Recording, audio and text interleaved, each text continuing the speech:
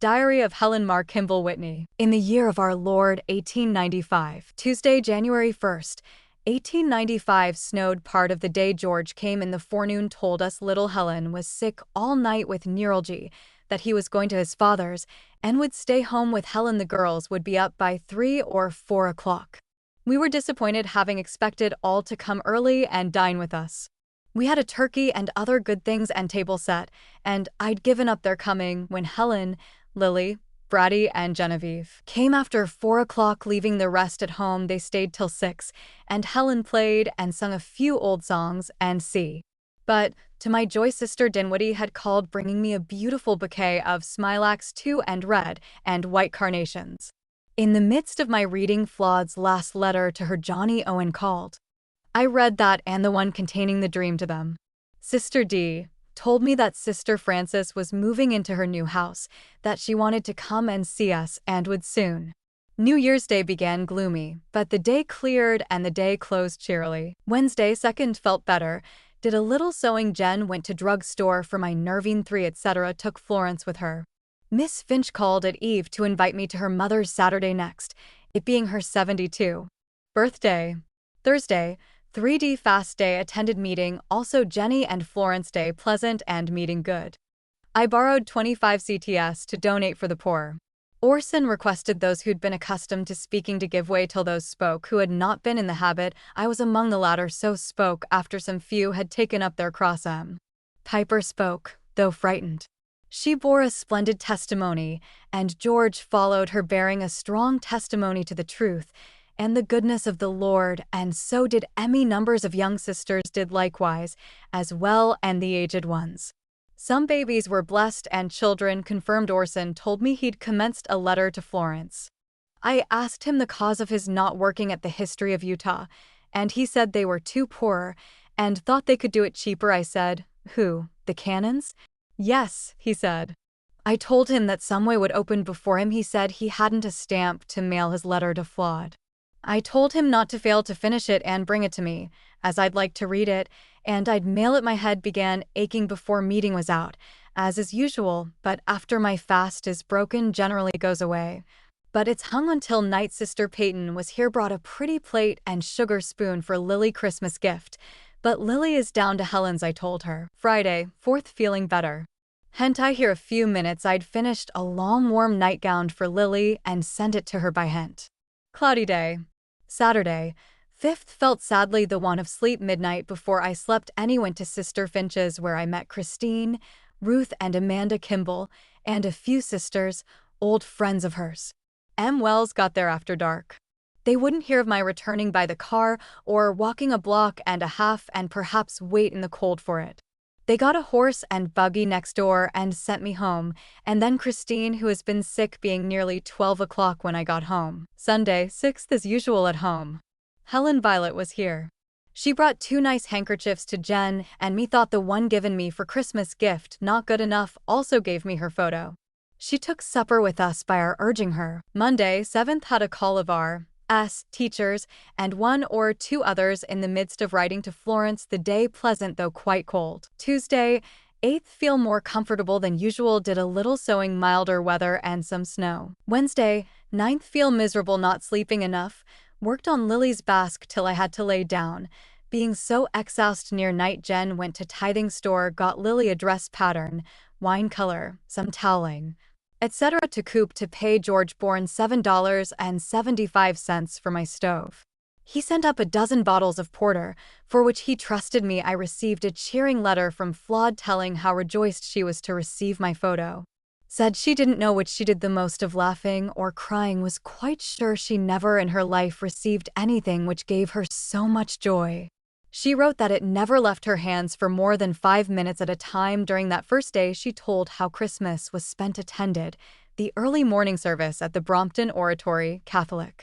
She never entered a more magnificent edifice, she says, and the music and singing of the boy choir was indeed divine. The oratory was decorated most beautifully with holly and the flowers were most exquisite. Orson sent for her address today to mail his letter. Thursday, 10th, mild and pleasant. I went to Helen's and spent the afternoon, took Florence's letter, and worked on Lily's basque, returned at dusk. Friday, 11th, better for my out yesterday, worked with ease instead of in pain as previously. Jen reads the news to me. Saturday, 12th, another comfortable day except getting my old pain in back and shoulders after working most of the day. Jen cleaned all the rooms, and east porch, surprising how strong she's got. She's done some sewing this afternoon besides the kitchen work. Weather cloudy, we've had little of wintry weather, sickness will be the result. Soul, let me have the news to read as I have ceased taking it. Sunday, 13th, had a little snow, feel miserable from sleeping medicine, managed to write a sheet to Florence. Jenny read me the sermon of Brigham Young in the news of Saturday. She and Ed went to see Polly after dinner. And from there to the chapel took Florence, and Lee stayed with me. Helen Violet was at the meeting. She told Jen she was glad she came and heard Orson speak. Monday, 14th, felt some better than yesterday, awoke earlier than usual this morning, had laid awake over 2 hours after 1 o'clock, or I'd been much better, wrote a little more to Florence. We received a letter from her just as I sat down to finish mine to her. They enjoyed a pleasant New Year's sister pie prepared for 12 brethren. They were missionaries from Utah and enjoyed coming together, music, singing, etc. I've had my old trouble deathly spells all day. Tuesday, 15th, miserable from the old cause, though I'd the best night's sleep and took the smallest dose last night that I've yet taken. One cause is those bad spells, though they're light. I've gone over some papers and done up 2 parcels, one to Mr. Beard in Indiana and one to a lady friend of Jen's in Aspen, a Mormon. Polly Watson came to see Jen this afternoon. In the evening, we had some singing by Polly, Jen accompanying her on the organ. Wednesday, 16th, feel the same as yesterday, took only half a dose of sleeping medicine, was nervous and laid awake over 2 hours after 1 o'clock, slept till 6, but cough, etc., prevented my sleeping after that. Jen went to town to do some errands, heard that bro. Gru was thought to be dying while gone. My dear Helen, Lily, and all the children came and stayed the afternoon and went home in a storm of rain. Jen and Ed went this evening to an entertainment of his club I cut out and nearly made me a chemise in the afternoon, though feeling awfully. Thursday and Friday. Much better in body. Ed says he has been officially informed that the prisoners are not to work any longer, and the services of himself and Smith are not required. A freak to cut down expenses that will increase them instead. Bad luck to the city fathers and all who've used up and wasted the means of the people, and we suffering for it. Saturday, 19th, spent in the West rooms fixing over Jen's black waist that she's made this week. Have been freed from sleepiness for 2 days or nearly so, taken only a teaspoonful of my medicine this 2 nights. Ed went to see the officials and accomplished nothing in softening their hearts, but was employed all day by and earned 50 CTS over his regular wages. Thinks there'll be an opening soon. He's had 2 loads of manure brought to spread on the lawn. Sunday, 20th, commenced a letter to Florence when Sister Frances came and spent the afternoon, took dinner at 4, and she invited Jen to go to meeting with her in her ward. The 21st, Ed went to bring her home. We had a pleasant visit. I read some of Flood's letters to her. Orson called at Eve, promised to call on her with Zine. Children spent the evening with me. I wrote more to Florence, head and eyes worse for it. Monday, 21st, had the worst night, being nervous and wakeful. Arose late. Jen made my fire in parlor and put one of my Turkish towels too near. When the stove became so hot she found it scorched and the chair blistered, filling the room with smoke. The towel would soon been in a flame. Sister Kelly came and spent a little time, as her mother Frances said she'd do, so we could write Florence that they'd been here. Jen brought her refreshments and tea while we chatted. She insisted upon my visiting them on Wednesday or Thursday, if weather permits. They are about to set up dressmaking, so I gave her Lily's dress to make. I finished writing to Florence. Jen also wrote her. Tuesday, 22nd, warm and bright. Jen urged me to go out and improve it, but I prefer home today. Wednesday, 23d, snowed all day, felt pretty well till overdone working and writing, etc. Obliged to lay down, coughed most of the day. Thursday, 24th, still snowing, so I'll not go to Frances. No letter from Florence. Worked too long sewing, making me nearly sick. Friday, 25th, feel better than usual, though I laid awake a long time both in 4 and after part of the night. The cars stuck so from the snow and ice they disturbed and kept me awake, besides being very tired and nervous. Soul visited us as teacher last evening. Ed says he and Smith are likely to be replaced in their positions from which the city council removed them, and given higher wages, they did it unlawfully, Pratt says, and they had no right nor authority over the police. Sister Clark's house took fire, burned part of it. The firemen were there early, but the fire was put out with the hose. Bro Patrick saved the furniture, bed, etc. Bro Isaac Grew died last evening, and George Bourne came this eve to see if I'd like to go to his funeral with Helen. He'll get a hack to take us. Orson told us Sunday that he'd been and administered to Bro Grew, whom we'd heard was very low, and he revived after it.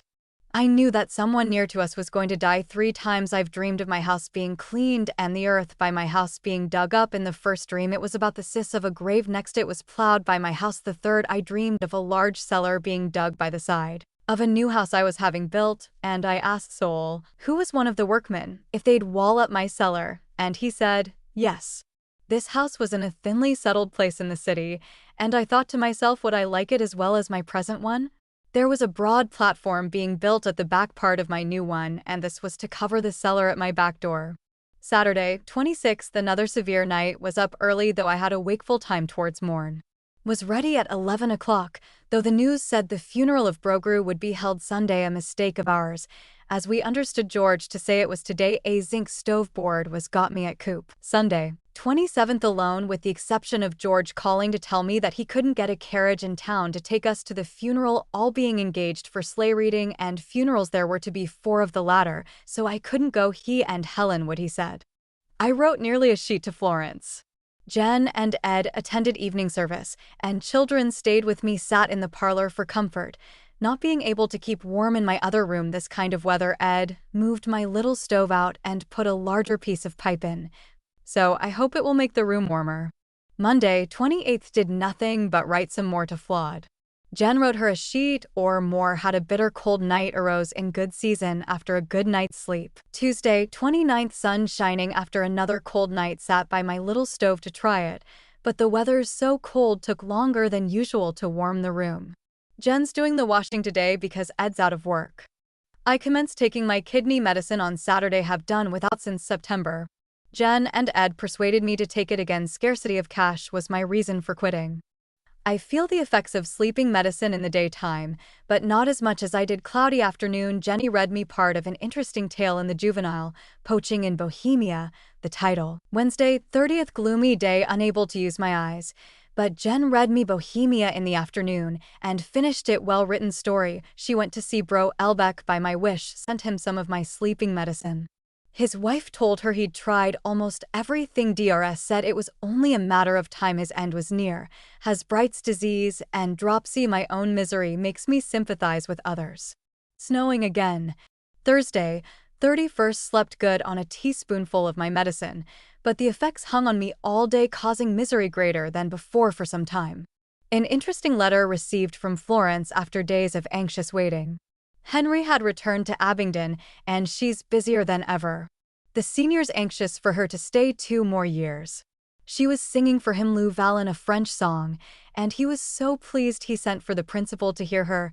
Both praised her voice very much. Senior said he would give anything to have her study 2 more years with him. Then, said he, you could make your fortune. Although she longs to see us all so much, she'd be glad of, at least, a year's more training, beginning to realize what it means to be a singer, etc.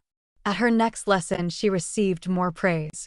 Her master said, if he could only induce Henry to allow me to remain 1 year longer, he would push me to the front and I should make my name famous. He declares that since God has endowed me with such a beautiful gift, to use his own words, it is a sin not to have it brought out, and he declares with all soberness he would not say it to flatter me. If he did not like my voice he would say nothing, but really, madam, that is a name of distinction which he has given me.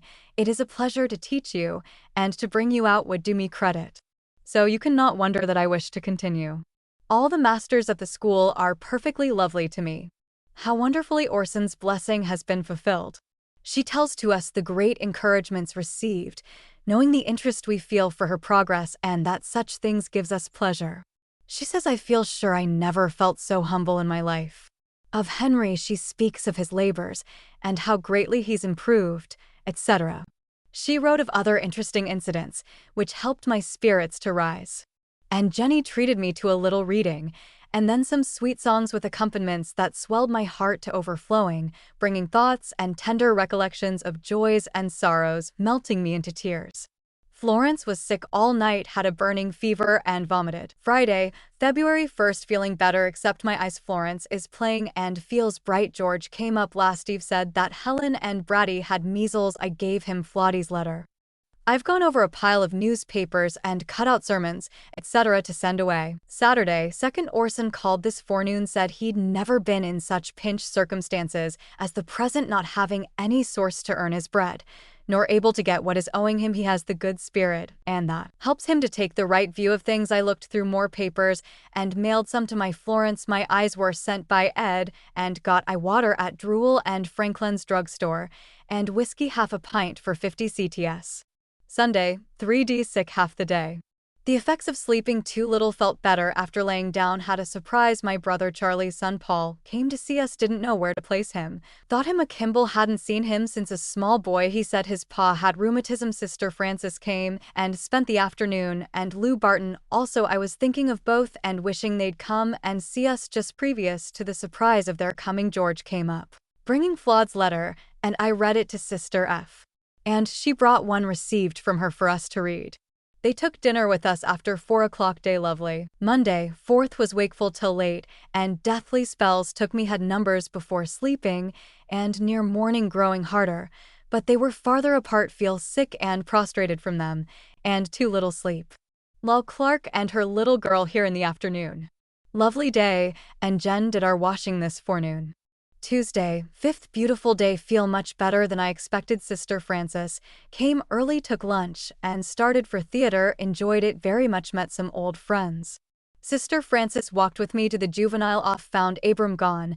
Left my errand with a clerk. Sister F came home with me, and after supper Jen and Ed went home with her. Wednesday, 6th, worked over my strength preparing my East rooms for visitors. Jen had so much to do. They were Mr. and Mrs. Reilly and 2 ladies of Ed's acquaintance in Montana, the latter visiting the Rileys.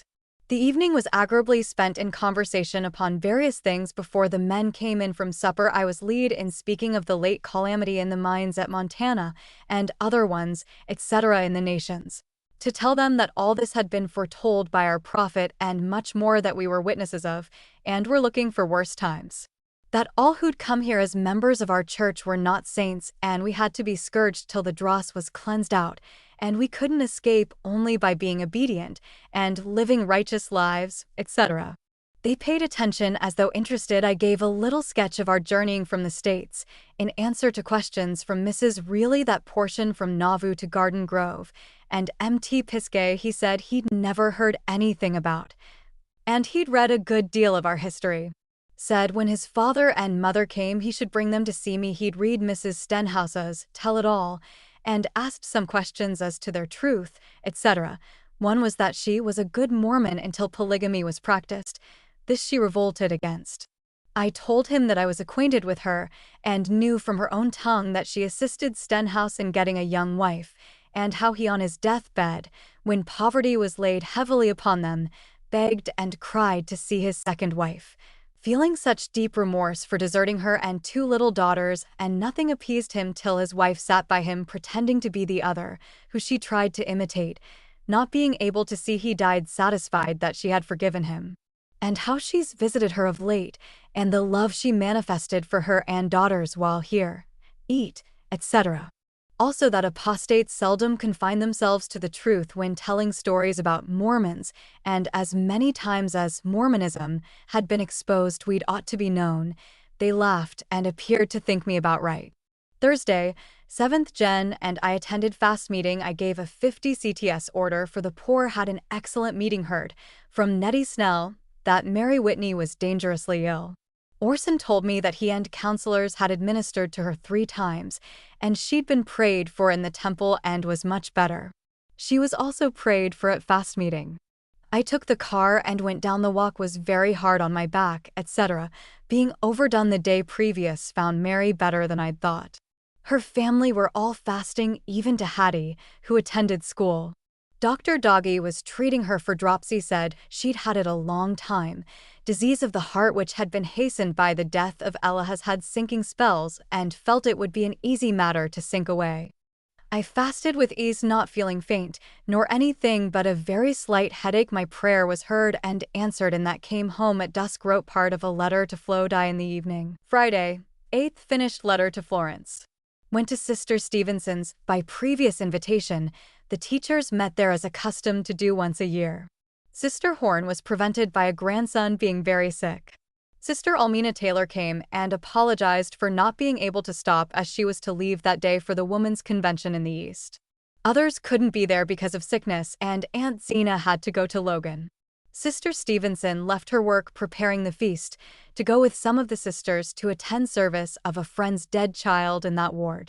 We had a meeting after her supper was out of the way. Everyone spoke, and Sister Phelps, 10 the last, spoke powerfully in her tongue. And in a Lamanitish tongue she came to me and poured out a great blessing upon me, and afterwards proposed to have all lay hands on my head and rebuke my afflictions. They did so. Nellie Taylor was mouth and offered up a prayer for my recovery. Sister Phelps said, among other things, that a year from this time I'd see that a great change had been wrought in my bodily condition, etc. I have not spoken with so much power and felt the Holy Spirit upon me as I did there. I had to stand waiting for the second car going till my back pained me, so I was upon the point of going home, not knowing the right car. Missed too, but took the 3D. In this I saw the trick of the adversary, knowing a blessing was in store for me. Sister Horn couldn't come, having sickness in her house. Sister A. Taylor called to say she had to start that day for the States. Aunt Zena had gone to Logan. Sister Bathsheba came, and a room full of humble sisters. I got home after 11, found an interesting letter from Florence, and read it before retiring, though it was a very cold night. Saturday, 9th, felt the lack of sleep. Forgot the call of Sister Waring yesterday to show me the long list of names written, and the sum of money they'd given to their BP. Some paying down, amounting to over $400, and she thought many, who were not notified, would gladly add to it, everyone manifesting such a desire to contribute to him in his present condition.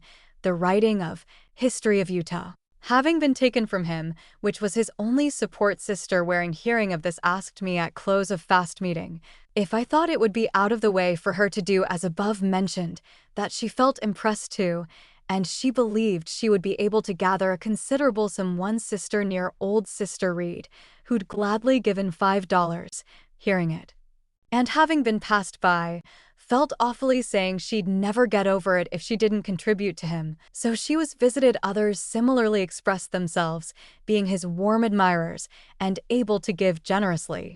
Knowing the sensitive nature of Orson and how he'd feel, Sister Waring felt very anxious and was nearly made sick over that, and having been curtailed by Bro Patrick, who was afraid of the poor being robbed, she felt that he should be counseled with, so went with him. He disapproved of it and forbade her doing anything of the kind, but she assured him that she was not doing it on her own responsibility, but had asked the BP's mother, and she said she could see no harm in it. He looked down a moment, then, with an altered tone, told her to go ahead, and pronounced blessings upon her efforts and said he would contribute to it, and so she felt gladdened and came to tell me of it. Sunday, 10th, sick from a cold, was visited by Sister Waring while in bed, bringing good news.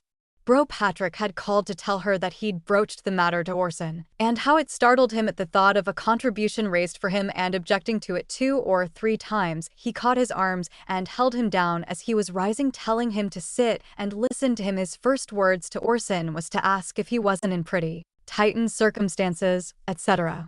He asked who had done this, and was told by Bro Patrick. Well, said he, rising and walking the floor, I've been praying that some way would open to my relief, or something similar. He has not been his only petitioner for help, and I feel to give the Lord the praise, and due credit to Sister Waring and other friends.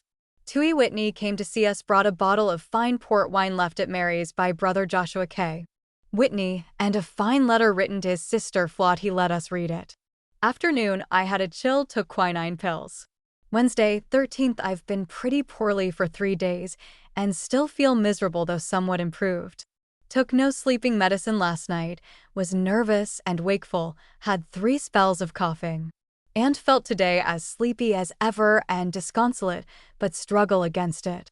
And try to look up and pray for greater faith that I may get above my afflictions. Thursday, 14th. My eye still bad, though I slept better last night, am sleepy as ever, am stronger, and went over a pile of papers, did up 2 parcels for Mr. Beard, and Cousin Nettie had to lay down, cough very aggravating. The weather's very cold. Ed got me more candy. Friday, 15th. Felt a little better, had less sleep though. An awful cold night. We had Jen cleaned my rooms. My dear Helen came and spent a little while her children are well. Of the measles, Sister Waring was here last evening and told me more of her experience in getting contributions from the BP's friends, and the great desire exhibited by some to bestow more upon him than they had. The weather's very cold. Saturday, 16th. Slept better, but feel badly. Did up papers and mailed them to Colorado, and Aspen commenced some days back to take cherry malt phosphites instead of cod liver oil. Sunday, 17th. Some better, wrote to my Florence. Jen and Ed made a call afternoon. Jen read to me at eve. Monday, 18th. Felt much better, finished letter to Florence. Jen tried to persuade me to go out. Weather's grown mild and warm within 24 hours. Tuesday, 19th. Nervous and wakeful most of the night, and feel it sorely. A lady, Mrs. Trinacy, selling shrubs, vines, etc., called, and I engaged some also plants to be delivered in April, price $5. Day beautiful. Wednesday, 20th. Slept better from 1 pill of Fetty taken yesterday. My eyes are worse, and sleep insufficient. Got a letter from Florence. The suns broke through the fog. Jen's done our washing. She accompanies E to his club this eve. Soul and wife came in last evening with the Trib to hear. Jen read a long article in it about the cannons rising into power, etc., etc., which George Q. refutes. The political pot is beginning again to bubble and boil over, but truth will prevail, and wickedness be brought to light. I wrote a little to Flawed. Mary Whitney is not so well. LOL's children are having measles. Thursday, 21st. Feel effects of a poor night's sleep. Wrote a little more to Florence this afternoon. Jen read papers to me. My Helen was up and spent a while towards eve. Friday, 22nd. Sick from the want of sleep. Weather warm. Mrs. Peeler visited Jen and Ed. Saturday, 23d. Some better. I, having a striking dream, went to see Mary Whitney, fearing she was worse, and found it so. She'd been worried by LOL's little boy who has measles, crying with pain all night and dreadfully distressed from gas. Her sister Laura gave her something hot that relieved her. Her bloat gone down, but her heart is worse. Sunday, 24th. Was sick and lonely, had a light chill. Jen and Ed went to evening meeting, and children spent the time with me. Was better in the evening. Monday, 25th. Suffering from the old cause, though I slept some this morning. Finished a letter to Florence. Jen and Ed had visitors in the evening. Ed called at Mary's to see how she was, found her better. Tuesday, 26th. Jen and I visited Zini Orson, had a job of writing for the first time for months. Wednesday, 27th. Deathly spells commenced on retiring last night. Let up a while. I feel so depressed that nothing but going out will cheer me. Thursday, 28th. Another warm day. Jen washing. I'm feeling much better. Yesterday, being sick and sad, I took car and rode down Main Street. Then took rapid train car and rode to Sister Francis. Had 2 death-like spells going, and 2 while they're found. Broke Helly very sick. Sister F. having to go out. I returned with her, though they wanted me to stay, as she returned very soon, but I felt too badly to be where there was sickness. After taking chocolate and cakes, we walked over 2 blocks and took the 3D streetcar. Met G. Born at Templeton, went with him to Coop and waited for the car. Had an awful spell on the way that whitened my face, so Jen was struck when she saw my face. I'd a number more and was sick the rest of the day. Helen and baby came up and spent a while. That helped my spirits. While gone, Helen Violet called to see us. Friday, March 1st, President Woodruff's 88th birthday, and his wife's, who is 31 years younger than him. To my surprise, Orson came at noon to see if I would like to go to the celebration, as Zine was down to Provo. I was delighted and dressed and met him at D. News Corner, and he assisted me to the where I was warmly greeted by many an old friend and newer ones. I enjoyed all that I saw and heard. The singing was beautiful, and also associating with saints in the house of the Lord was more of a feast than was the good things that we were treat to. Orson was called to read a composition or verses written upon Bro. Woodruff's attaining his 88th natal day. As we were returning, we were told of Bro Kelly's death the evening previous, which caused a heaviness of heart for poor Marie and her mother, who've not yet recovered the loss of Sister Frances' dearly loved parents before leaving their native land, for whom they still mourn. Sister Mariah Burton asked me as she handed my bonnet and shawl if I remembered that years ago today we started with our camp from Sugar Creek, where we'd been camped a month or so, waiting for the business, etc., to be settled up in our city of Nauvoo. I told her I had not thought of it. But that day I could never forget, it being so freezing cold, and how we had to stop for the wagons to be taken down a deep ravine and up a steep hill by doubling the teams, which took hours to do, during which time I held the reins sitting in the family carriage. My mother and all the rest getting out. Point 17. Saturday, 2nd. Yesterday was bright, but today cloudy. I had numbers of faint spells yesterday. One this evening. Jen went to see Marie and her mother.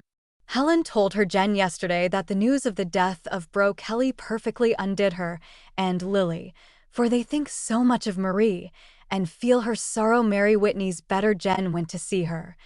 And also Helen and Lily found them feeling better in spirits. I'm feeling the loss of sleep. Sunday, 3D. Feel miserable from want of sleep, though I slept better than usual.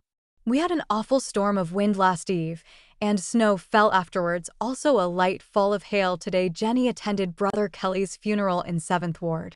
Orson and Zine were there, and he delivered the closing prayer. The speakers were missionaries who knew him when on his mission in England and before he went, all telling of his good works.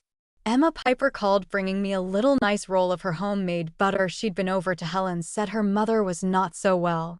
She's no spirit to help her, but continues gloomy soul. And wife came and spent part of the evening near night. Jen read a beautiful sermon of G.Q. Cannon's.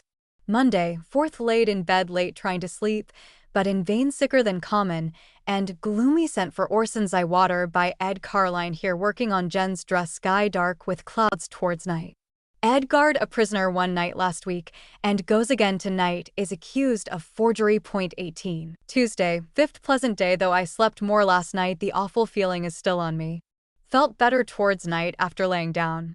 Ed was called with other policemen to go to Croxall's to arrest one of her sons who came home at 2 o'clock. He and another fellow have been accused of stealing tobacco and selling it. Jen read me from the News and Exponent near night. Caroline was here working at Jen's dress. Wednesday, 6th. Another lovely day. Slept better and received a letter from Florence. Had my fire in sitting room for a change. Sister Robbins came and spent a while. Caroline sewing on Jen's dress. Sat in my room a while, I being so lonesome. Our old friend Dr. William Russell died March 4th of general debility in the 85th year of his age. His funeral was held in Joseph E. Taylor's undertaking parlors today at 2 p.m. We knew nothing of his illness till he was buried. The day he died, Jen and I talked about him, and she said she'd go and see him as soon as she got money to pay the car fare. Thursday, 7th. Was wakeful and nervous after 12 awake over 2 hours, and felt very weak on rising. I fasted and attended meeting. Florence went with me and took a nickel for the poor. Bro Clausen, one of the Sunday school teachers, asked her to let him see her purse and put another nickel in it, which she gave for the poor. When I went to give 50 cents for them and $150 for tithing. I was so sick, had little enjoyment after meeting. Asked to be administered to. Orson and counselors and 3 others did so. Bid young anointed, and Bro Patrick pronounced the blessing. Orson arrived from Provo, where Press Smoot died in time to come and give out a notice of an important subject next Sunday eve at the meeting, inviting the ward to attend, and closed the meeting. I waited half an hour outdoor for the car. Orson brought out a chair after asking me home with him, but I wanted to get home, feeling too unwell to visit. My head ached and grew worse for some time. After breaking my fast, I finally laid down, and in a little time the pain left and I was comfortable. Helen and baby came near night and took supper with us. Mary Whitney's better today, was worse yesterday. Friday, 8th. Awake till midnight, and from before 3 till after 4, but was able to sleep some this morning after my usual cough was over, for which I thank the Lord, to whom my constant prayer has been poured out for deliverance from my afflictions, and for the blessing of natural refreshing sleep in particular. This is a lovely day, and I thought I'd go to Mary Whitney, But feel too weak. We'd a short visit from Johnny Owen. I read him Flaud's last letter. He spoke of the good she'd done, and thought with me, that women will yet be sent out with their husbands, or otherwise to assist in making converts, as he said Florence and Sister Cyr had done, women being able to talk, and answer questions of ladies, that the elders could not do. Saturday, 9th felt stronger and went down to tea. Oh, bought stuff for 2 aprons and 3 hand towels made of Dixie cotton. Called on Mary Kimball on the way to see Mary Whitney. The latter felt worse from her heart trouble, had been better of that, and afflicted with her kidneys. My Helen came to see her, and we walked to the car at eve. I had to wait half an hour for mine. Sunday, 10th. My head ached last eve, and I bandaged it with wet cloth, and keeping it on my eyes. They are better than they've been for some time, so I wrote some to Florence.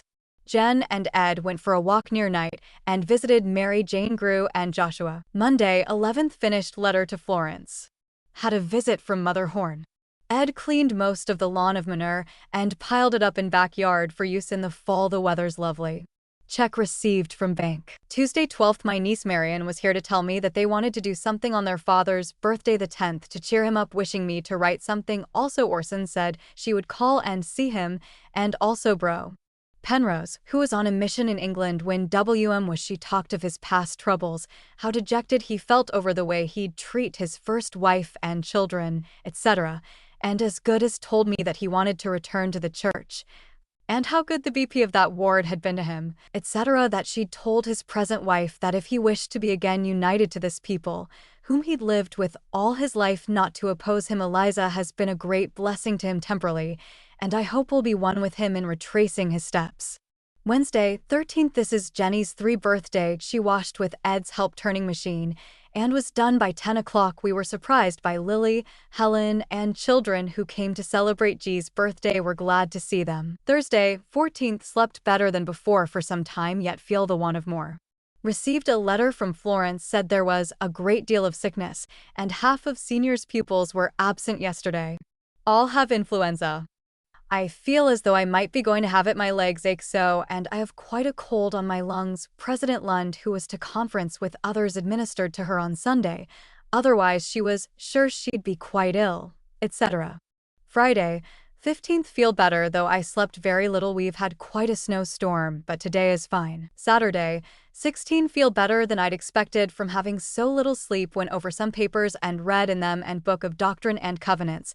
My eyes being stronger from using cold water cloth. Jen went and called on the Francis afternoon. Sunday, 17th. Slept less than ever. Had a headache this morning for reading so much. Sister Francis and Marie came to dinner at 5 and stayed the evening. Sister F felt real poorly from a cold, and Marie is not well.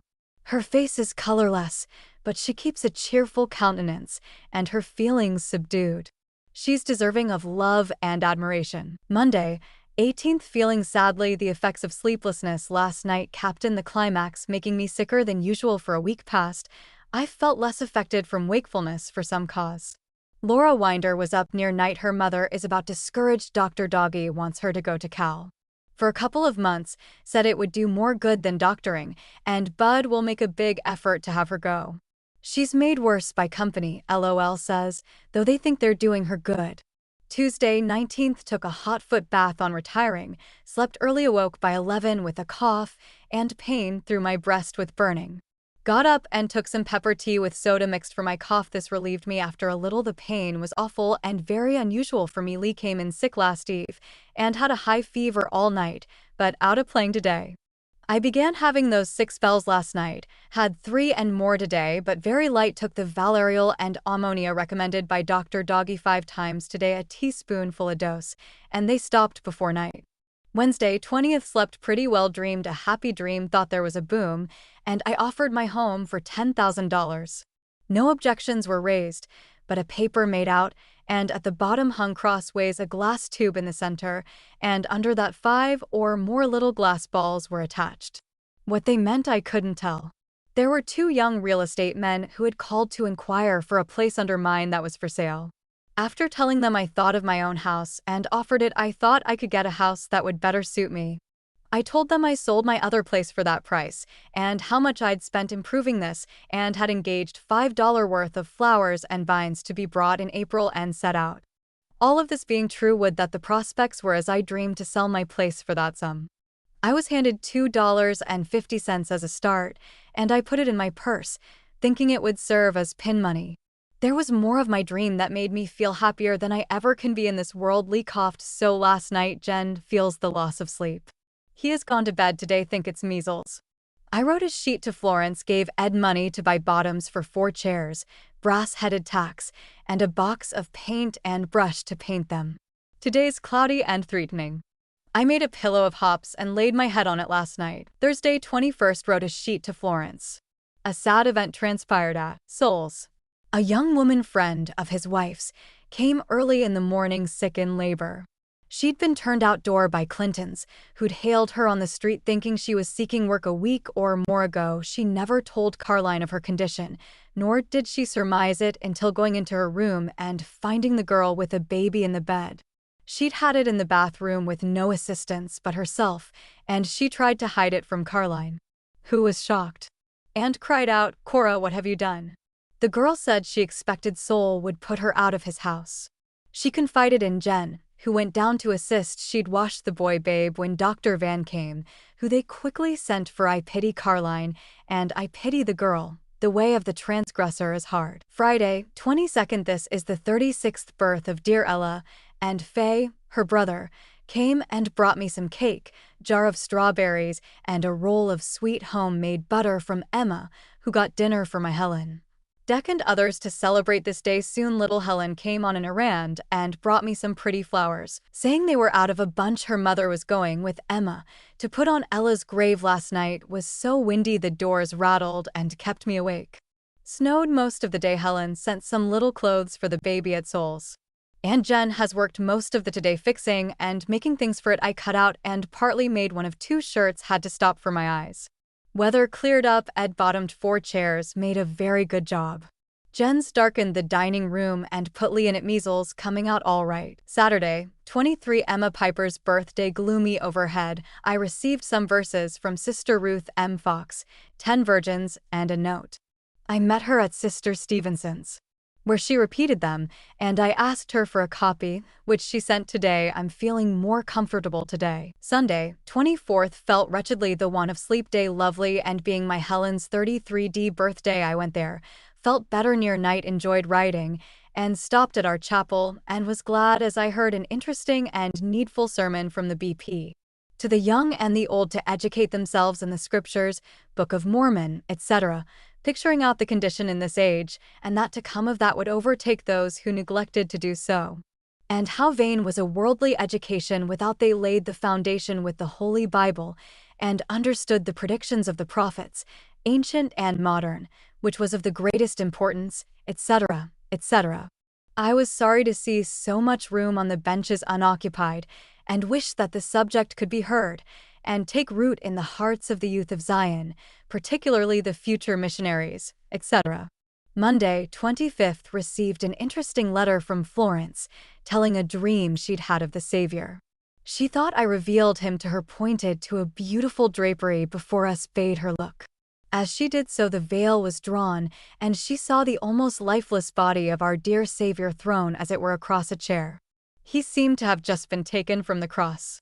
He wore the wreath of thorns, and huge drops of blood dropped from his brow and gushed forth from the wounds which I could plainly see in his hands, feet, and side.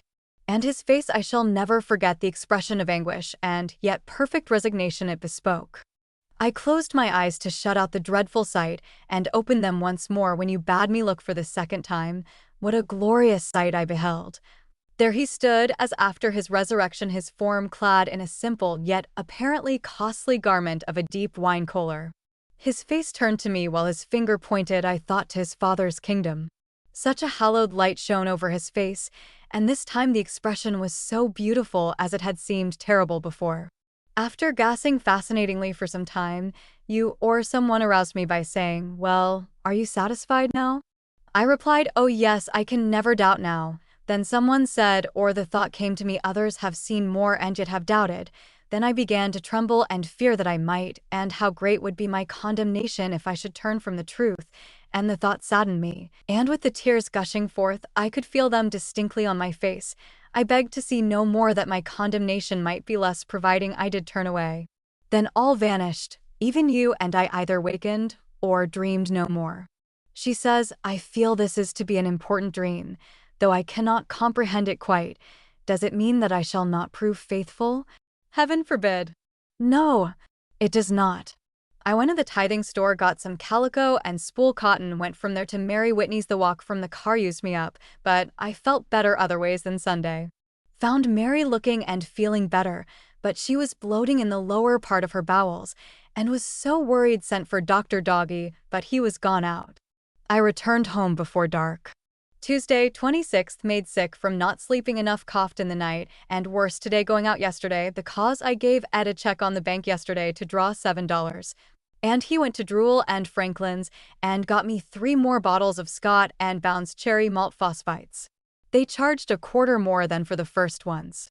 Wednesday, 27th, slept good till daybreak. Cough took me, but got some sleep afterwards, except a headache. I feel better. Wrote a sheet to Florence, had the headache. Thursday, 28th, raining half the day, but cleared off. I wrote a little more to Florence, felt better of my cold from taking quinine yesterday. Florence has measles, coughing, and burning fever all night. Friday, 29th, slept better this 2 nights, had a high wind last eve. It blew up a snowstorm. Saturday, 30th, went to Souls and spent a while. Some folks from Springville, a father and 2 daughters, were there. I'd never met them before, but he judged who I was, having read my writings, and told me that I talked just as I wrote. They expressed their high appreciation of the visit, and the father spoke 2 or 3 times of the influence that my words had upon him, a power that held him, and he couldn't get away if he wanted to. I was surprised at this. He's a saint, and it's my meat and drink, I told him, to converse upon the gospel and the things of the kingdom. I sent for my Flaud's 2 last letters and read them by Carline's request. Also her dream of the spirit world. They were greatly pleased with them. Sunday, 31st, slept so little, feel sick, got overtired yesterday visiting and doing a little mending for myself. Monday, April 1st, another lovely day. The old sign failed here. March came in and went out like a lamb. Spent the afternoon at Helen's, though I was sick. Tuesday, 2nd, felt better. Florence still coughing and troublesome, gives Jen little rest. Ed, clean the jacket to the range bro. Ellerby died this morning. I'm thankful for his sake. I paid $1.25 for a pipe wrench, got another bottle of valerial and ammonia for 50 CTS. Wednesday, 3D, Ed and Jen washed. Florence better, though coughs terribly. She kept Jen awake and she feels it. Bro, Roberts and Orson have used their sharpest weapons against each other in the convention, and the latter's got the worst of it. Roberts is a lawyer and Orson isn't. .20. Thursday, 4th, fast day, cold, windy and cloudy. My Florence's 28th birthday. Jen went to meeting as I was not well enough, took my tithing and donation of 50 CTS. I sent $2 orders on T office. I fasted till she came home. Ed's on police duty today. My Helen and Brady came up and stayed a while. The snowstorm came on us near night. Friday, 5th, sun shines, but cold-eyed, slept good till midnight. When I laid awake some time, wind blew terribly. Thought I'd slept enough to feel better, but discouraged more than usual. Eyesore and sick for sleep, and cough aggravating, makes me nearly desperate, of which I hope to be forgiven. Jen went to see Mary W. Who's been worse. M is going to take her home with her, where she'll be more quiet and comfortable. Saturday, 6th, feel better. Had a letter from my Florence. She was feeling very sad over Marie's sorrow for her husband. She'd written her was why we'd not heard from her sooner. Today's pleasant, but a raw wind's blowing. Jen went to Con afternoon and met Lily and to Mary W.'s, who'd gone to M's. Found Dex baby sick. Its head's growing too fast. The doctor says it's rickets. It's affected by noise. Sunday, 7th, slept poorly. Cough prevented me for part of the night, and I was wakeful afterwards, felt badly from that, and deathly spells came on in the afternoon. Jen went to morning con, but couldn't get inside. Hundreds in the same fix. She read to me till soul and wife came in day. Lovely Polly and husband in the evening. Monday, 8th, sick from deathly spells and want of sleep. My niece Marion came for my letter to her pa, but I just sent it, by Jen, to Helen Violet. I'd got it written last week, and Jen copied it for me, my eyes being so bad I preached to Marion, bearing my testimony to the truth of this work and the wrong that she'd done in joining herself to Presbyterians and her family. That she'd had her endowment, and this was her church, and she couldn't belong to any other. She thought she was all right, and she couldn't think of leaving it when she and her children belonged to it. I said, "But you thought nothing of leaving this church for that." I told her of the ties that were formed here, and the promises, etc. She said nothing in opposition to what I told her. I went down to Souls to see if the walk would make me feel better, came home tired out. Tuesday, 9th, Ed helped do the washing. Jen and children and I went to Helen's the day. Lovely Helen came with us to the Eagle Gate where we took our car, met Bud and Orson there. Ed was on the car. Orson came and inquired how I was. Said my eyes looked heavy and worn. I told him I was better than I was yesterday, but I was wearing out for want of sleep. He said he'd written to Uncle W.M. Wednesday, 10th, slept but little. Jen and Lee went to a play in the Grand Opera House, and Ed to a council, but I feel stronger than yesterday. Juliet Croxwell visited us this afternoon. Was glad to see her. My brother William is 69 years old today. Thursday, 11th, began taking Payne's celery compound for sleeplessness and what lays the foundation for it. My Helen, Lily and children visited us afternoon. Friday, 12th, finished letter to my Florence. Did not improve me. My eyes are very weak. I don't feel as well as I did yesterday. Slept better than usual, but awoke early with cough. Saturday, 13th, no better, kept awake by cough. Weather sultry. Heard that Mary W. was no better. Sister Frances and Marie came last eve and stayed a while. Flawed had written Marie a beautiful letter of condolence. Jen and Ed saw them home. Sunday, 14th, a sick day. Head pain me. Took 1 dose of quinine, and it helped it. I've sat up, but little felt the want of sleep. Cough prevented me. Jen and Ed went to meeting at eve. Though raining slightly, it's rained most of the day. Lee and Souls, Helen and Heber went to keep Easter Sunday with Helen's children, came home in the rain. Monday, 15th, felt no better, taking cold all day. Head aches, throat sore, and sleeplessness affects me. Tuesday, 16th, had a fire in my parlor. Thinking I'd be better off. The wind penetrated my other room yesterday. Felt a little better, but bad enough at best. Helen V. came and spent a while, talked of her troubles and of things that depressed me, though she first told of the pleasant time spent at her father's birthday party. The first time, he said, that his birthday was ever celebrated, and the first time he'd ever received gifts from anyone. He appreciated it, and the letters written him. He had one from Bro. Penrose. A number of his family were there.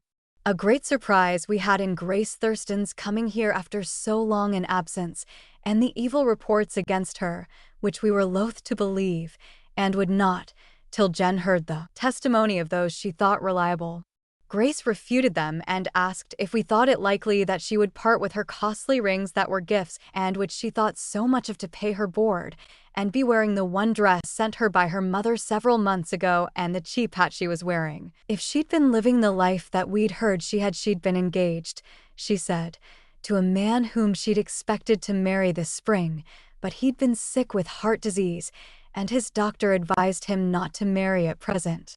Reports had it that she was his mistress. I hope it will prove only slander, started by her false lover W.D. and other evil-designed persons who are not quite spotless, nor above lying. Wednesday, 17th, very sick day. Cough kept me awake. Cold worse in my throat, head, face, and lungs. I'd taken 1 dose of quinine daily for 3 days, and felt relieved, but only till next morning, so I took it 3 times today. Felt better towards night. Received a letter from dear Florence. Ed's a full-fledged policeman with the uniform. Got his appointment by a clear vote at last night's council, except one man. Jen and Florence went to Capitol Hill and hunted in vain for Lou Barton's place, so took the car and came back tired out. Thursday, 18th, another per night's sleep, and poorly day. I thought in the morning of going to Orson's, proposed it to Jen, but grew worse and dared not go out. Went to bed and laid till I felt better. Lucy W. Kimball called to invite me to visit her Saturday. Christine, Ruth, and Amanda are to be there. Jenny went to Zine's, and to see how Mary Whitney was. She'd been to the temple again, which did her good. She's been much worse, trying to get well on faith, dropping her medicine till she suffered so much. Took it. The doctor told her it was good to have faith, but he never knew a case like hers to be cured by faith. Jen said Zine's Margaret was awfully disappointed at my not coming, as she'd stayed home thinking I'd be there. I love her for it, sweet one. And I love them all but see them seldom. Orson was away somewhere. Friday, 19th had a good night's sleep disturbed only once by my cough. My colds left me felt grateful. Our cats had 3 kittens. Jen fixed a bed in her closet, for which the cat looked grateful as she laid down. Saturday, 20th felt worse for too little sleep. Jen and children went with me to Lyle Woolley's and was not intending to stay, but Lal got hold of her and took off her hat, so she had to stay, though she'd so much work left to do after returning. We both took cold in the parlor. It was so breezy and cool. When we arrived, I stayed later than Jen. Lucy helped me walk to the car a block and a half. Sunday, 21st coughed till towards morning, got but little sleep, and felt sick all day. 'Twas 12 before I arose. Jen went to take Ed's picnic at Liberty Park with children and partook with him. Got in addition to her cold. The wind has been strong the most of the day. Monday, 22d Orson and Zine came to see me after I'd gone to bed. I was so surprised. I'd been so miserable, retired early. I was glad to see them, but it made my sleep late and another wretched day I've had, having had a wakeful spell in the night and a coughing spell, though not as bad as I generally have, having taken a syrup for it. Jen's real sick and pain all over her. Tuesday, 23d late before I slept and feel no better, but worse. Jen's better and I'm very thankful. Bro and Sister Dinwiddie came to see us last night at dusk and spent a while. Wednesday, 24th felt sick, but went to a surprise gotten up on Christine Kimball. It was a picnic, table loaded with good things, but no appetite to relish it. A letter came from Flawed by morning mail. Thursday, 25th felt some better. We went to Helen's on our return, met Orson at the Eagle Gate. He helped us on the car and paid our fare. My body is very weak. Friday, 26th was taken last night with deathly spells, lasted through the day. Wrote 2 pages to my Florence. Jen had some callers, Mrs. Lewis and Mrs. Hartenstein. I felt pretty sick the afternoon as those spells grew harder. Saturday, 27th felt wretchedly sick, but went to see Sister Frances and Marie. They were glad I came. On my return, Sister F came with me to the Eagle Gate and paid my fare. She wanted to see me home, but I objected as she and Marie were engaged to go elsewhere, had 2 bad spells while there. Marie read me a lovely letter from Flawed and let me bring it home for Jenny to read. I read my 2 last from Flawed while there. Friday, I received a letter from Marie, and they wished me to visit them, as they were not working the past week, so I went. Sunday, 28th sickest day I've had 2 deathly spells in the night, and more through the day. Orson's Margaret and Byron came over bringing me an invitation card from Bro Stevenson to his 75th birthday anniversary, Wednesday, May 1st at 14th Ward Assembly Rooms. I stumbled at the gate hurrying to catch the car to go to Mrs. Francis, and sprained my right foot, which hurts me walking, but I got extract witch hazel of carline to bathe it with today. Jen went to evening meeting with Florence. Mary Whitney was prayed for at the close. Weather's been threatening all day. Monday, 29th slept better, kept awake a while by the rain pouring down. Feel better though so prostrated from deathly spells. Had one before rising, the sad, dejected feeling that they bring none but the Lord and angels can know. I've not taken those nervines as often as I should, is the cause of their being worse than usual. I've taken hot foot baths, adding hot water for half an hour, which is recommended to help sleeplessness, and I think it good. My sprained foot is better. Tuesday, 30th. The sad news of Mary's death was brought this morning by Zena. Jenny had just told me of her being the worst yesterday. She'd been Faye told Ed, so yesterday as he met him she suffered till released at 2 o'clock last night. This morning Orson was sent for at 9. To administer to her. Her death adds to the gloom that's been weighing upon me, and this is a dark, rainy day. It's filled me with sorrow, though I'm grateful for her release. Her family have met with their greatest loss, and have my sympathy added to scores of other friends. I feel worse because I've not been able to go and see her since March 25th. The walk from the car to M's, who's had her mother at her house since, that I've not been able to take, and I regret it. Jenny went to Mary's house and to George Piper. Mary Jane, Lady Zine and others were making Mary's grave clothes. Phoebe spoke to Jenny about the 88ts purchasing a broken column of flowers. Helen called, had been to M's. Wednesday, May 1st, best day I've seen for a long time. Niece Helen called and spent a while. Also Margaret and Phoebe and Hentai came and read a letter from our dear Florence. Was very interesting. I wrote a sheet to her bearing the sad news will finish Friday. Rain poured down last night, and threatening more. Thursday, second fast day and rainy. George born, sent a hack to take Lily and me to Piper's at 1 o'clock as I wished to see her and the rest before the funeral at 3. It was raining but ceased before the close of the services. The most comforting things were said by Bros Mackenzie, Nicholson, Heber Grant, and Orson, who'd rather been among the mourners, he said, but spoke to gratify the family as they'd requested it. He closed by repeating the lines sometime when all lives' lessons have been learned. Bud requesting it. I think I never saw so many flowers in a variety of tastefully arranged bouquets, etc. The grandest was the broken column, presented by the 88 Club, my name heading the card, there being but 6 of us now. 88 was on the column above the name of Mary in a lilac shade. The next one, anything its equal, was a basket of beautiful flowers presented by Heber J. Grant. Bud and 1 or 2 of his brothers are in his employ. Lily and I rode to the grave with Orson and Zine, and 2 or 3 of their children. The singing, their only sleeping, was very sweet. I had a dream, the night Mary died, that meant her funeral.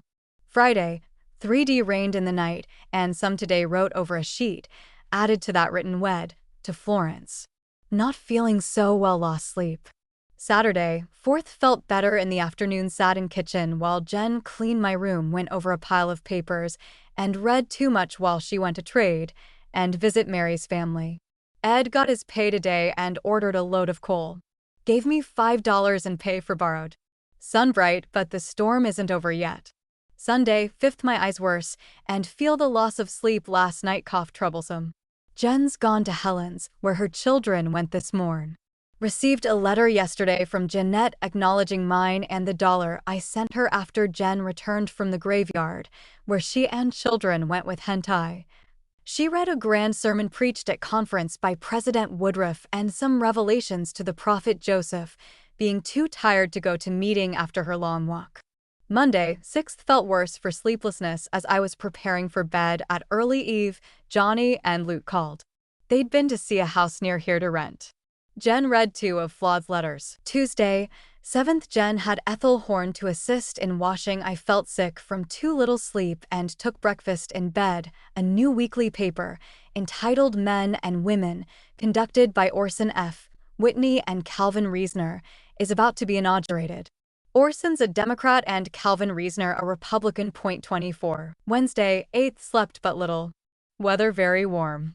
Ed got Adam's boy to cut the grass, paid him $1. I did up papers to mail to Cad Kimball and to Mr. Beard, out of a great pile, and cut out many articles. Laborious task. Helen came with Genevieve and Horace and stayed to supper. We were glad to see them. I sent Lily a bottle of pain celery compound. Am worried over her legs swelling and her feeling sleepy so much. The latter's a new departure. Thursday, 9th, kept awake coughing before and after midnight. Got up after 3 and took paregoric, so I slept later than usual and felt better than I would not to have taken it. Florence started to the 18 Ward kindergarten school yesterday. Today she brought me her first work done at the school. She's been with her mother to get my Nervine at drugstore. And to the park to see her father. Jen met Dr. Doggy and told him that I was taking pain celery compound, and he said it had done a great deal of good, that it could do me no harm. Father Tucker, my father's gardener, died and was buried on letter from Flawed. She was sick with a cold. Friday, 10th, felt badly half the day from too little sleep, though I took paregoric. A man came from James to clean the water jacket in the range and put new faucets in my bathtub. Flo Clausen and her sister, Mrs. Jennings, called. Flo starts tomorrow for England to meet Hen and Flawed. Saturday, 11th, afternoon, Jen and I went to Dr. Shelmadine to have my eyes examined for glasses. From there to Dr. Dogs to describe Lily's condition. Went into Coop, found Hent there with Horace. I'd walked, with Jen's assistance, over a block and was very tired and glad to get home. Sunday, 12th, felt badly part of the day. Tried 2 or 3 times to write to my Florence. Managed to fill a sheet. Jen went to Tabernacle to hear the speeches of Miss S. B. Anthony and Reverend Anna H. Shaw. After them, Orson preached a sermon that I'm told was listened to by a crowded house with the deepest interest. Lucy W. and daughter, La Woolley, came to see me from meeting. They were enthusiastic over Orson's sermon, in which he spoke upon the life of the prophet Joseph and how he and all the living prophets had been rejected and slain, etc. Monday, 13th. I was the sickest all day that I've been lately. Managed to write half a sheet to Florence. My room was torn up to clean. Ed helped till dinner, took up and cleaned and put down my carpet, etc., etc. Tuesday, 14th. Another wretched day. Felt discouraged about sleeping. Jen's room cleaned and everything put to rights. Helen Violet paid me a visit, presented Florence with stuff for 3 dresses. She told more of family troubles and the outrageous talk and conduct of her sister Belle one day this week, who called her sisters everything she could lay her vulgar tongue to, and even struck Vi in the face and other parts with her fist, since learning that her, Vi's, name was among those invited to the Templeton to do honor to Miss Anthony and Reverend Anna H. Shaw. She was jealous at not being invited there. She is full of vain pride and the gall of bitterness and associates only with the rich. Wednesday, 15th. Had the most sleep I've enjoyed for a long time. Thank the Lord. Sewed a carpet together and did some piecing for the hall. The dining rooms cleaned and put to rights. Thursday, 16th. Sick from sleeplessness. Was nervous in the night from working too much yesterday. Went to Souls afternoon, where father's wives, sisters Patrick, Sarah Reese, Carline's aunt, and Mother Horn were invited. Had a rich repast, and after the first table, Jen and children and her help, Miss Fanny Allen, were sent for to eat supper, after which Sol wanted Flawed's dreams read, and Jen went for the letters and read them. They were very much enjoyed. The evening news had the notice of Sister Spencer's death from a cancer in her eye. How thankful I feel for her release from suffering. I've prayed for it ever since I heard of her awful condition. Orson told me on the day of Mary's funeral, and it made me repent and pray for forgivings of my complaining, her suffering being so much greater than mine. Friday, 17th. I felt like another being better than for a long time. Though awake a long time, I was able to sleep some in the morning. The Lord knows how grateful my heart is. Jen and Fanny did a large washing and worked cleaning the parlor and blacking the stove afterwards. I took a rest on my bed afternoon, as I seldom do. My cough's better. Soul gave me a syrup last night that helped me. Saturday, 18th. Jen did the ironing and I put the furniture into the parlor, shook cover or drapery of sofa and put it on again, sitting things in place, etc. Had to rest, but did a good deal. Sunday, 19th. Slept poorly and feel it. Wrote some to Florence. Jen went to Tabernacle last eve after I'd bathed and retired. Em and George Piper came, bringing me a piece of their churned butter and buttermilk. Monday, 20th. Felt worse, but wrote a little to Florence. Orson sent me one of his men and women. Emily and Byron came. He and family are going to Bountiful to stop this summer. Miss Babcock with them. Miss Fanny Allen did our washing, and Jen washed the outside of my windows left last week and other things. They pinned my lace curtains onto parlor floor 3 thicknesses. Tuesday, 21st. I prepared some of my curtains for hanging. Jen did a little ironing of the edges first and hung the largest. Austin Whitney called yesterday and promised he'd come again Sunday. Ed took children down to see circus parade in the forenoon. Wednesday, 22nd. I finished the curtains and Jen hung them after returning from circus, where Ed took them, being invited with the police force and families free. Austin called as he was up here collecting for the Herald. I've had a few spells of stagnation of the blood, but were light and lasted only 24 hours. Thursday, 23d. The sickest day, yet sleepless nights worn me down. Weather cold. Had my grate put in and a fire made. Not able to sit up much. Helen and children and Lily spent the afternoon. Sister Lula G. Richards and Lucy Kimball called near night in speaking of my long sickness, and Flotties proposing fasting and prayer for me, etc. They said they'd be pleased to, and wanted me to tell who I'd like to meet here together for that purpose. Lucy thought my father's birthday, the 14th of June, the best day. So we set that day. Friday, 24th. Slept more but feel sleepy and sick. Believe my overdoing. Tuesday and Wednesday has something to do with it. My spirits are affected. The weather's gloomy and rather oppressive. Saturday, 25th. Still poorly, but felt better near night and did a little mending. Jen went to tea. Oh, got 2 more bottles of cough syrup. LOL called, had walked from hence. When Jen came, she got lunch and kept LOL, although she was in a hurry to get home. At evening, Sister Frances came and stayed the evening. Jen read her Flawed's letters. Sunday, 26th. Tried to write to Florence. felt hardly able to paid the visit he promised, but was going to Mames to dine with their family. Jen Calder was here a while and Jen went with her to evening meeting. She left word at the close, with Orson's Emily to tell him to come and see me on the morrow that I'd been very sick. He came expecting to find me sick in bed, and on leaving promised to come and stop longer. Monday, 27th better, and finished my letter to Florence, did up and mailed woman exponent, and men and women to her. Orson told me to send her the latter, and I could have another, or all I wanted. The wind has blown awfully for days, and the dust is at last settled by a rain this afternoon. The washing was done by Miss Fanny. Mrs. Adams was in a while this forenoon. A fire has been comfortable. Tuesday, 28th, rain turned to snow. Everything white, Jenny said, but I wasn't up soon enough to see any, but weather feels like it. I've not felt as well as yesterday, didn't lay down once, but have had to today. Lily came home and little Helen with her. She's to stay till her health improves under Dr. Doggy's treatment. Lee quite sick from a cold. Florence is 5 years old today, and her cousin Helen brought her a doll and cup and saucer. Her mom made her a cake. Ed guarded in the city last night and slept today, goes again tonight he expects. Wednesday, 29th, feel better than for some days past, although I was more wakeful than usual. Dreamed of being at a gathering of women and men, and a woman's paper of 4 pages was handed me and the others who'd congregated there. It was black paper, and printed in gilt or some such a shade. I looked at it, but before I'd time to read, music struck up. There were various instruments, low and mournful like a funeral dirge. Hope it don't signify the death of E.B. Wells. Jen was taken vomiting and purging last night just like Lee, and had him to attend to. Looked hollow-eyed, but took Jamaica ginger and whiskey, as I told her to, and was better right away. She's to go to Mrs. Riley's afternoon by invitation. Sister Waring called to see us. Rainy weather. Sister Tate visited me this forenoon. She's in from Thule, been working in the temple. Ed was home last night to the park today. Thursday, 30th, decoration day, and bright till afternoon. Began to be a little cloudy, winds blowing up a storm. I slept better than usual, but feel worse than yesterday. My new flowers and roses are blossoming.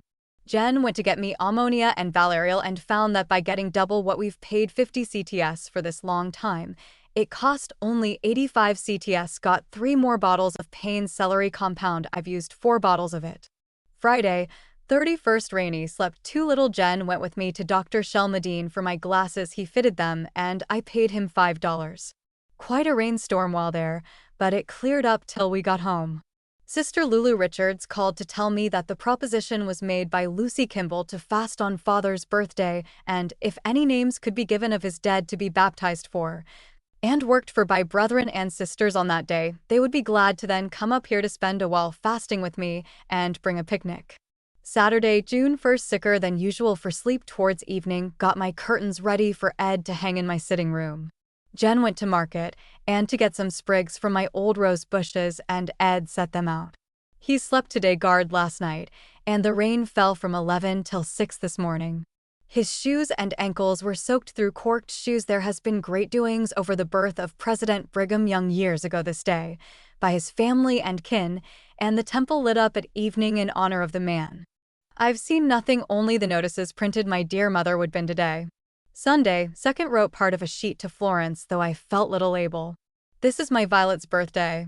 George Bourne was up to see us. Said Hent was sick with headache, had been up with her sick baby 2 or 3 nights. Sisters Frances and Kelly were to see me in the evening, had heard that I was prayed for in the temple, and thought me worse. This was news to me. Presume Lucy requested it being conference, no evening meeting. Rachel and Henrietta Simmons called on me.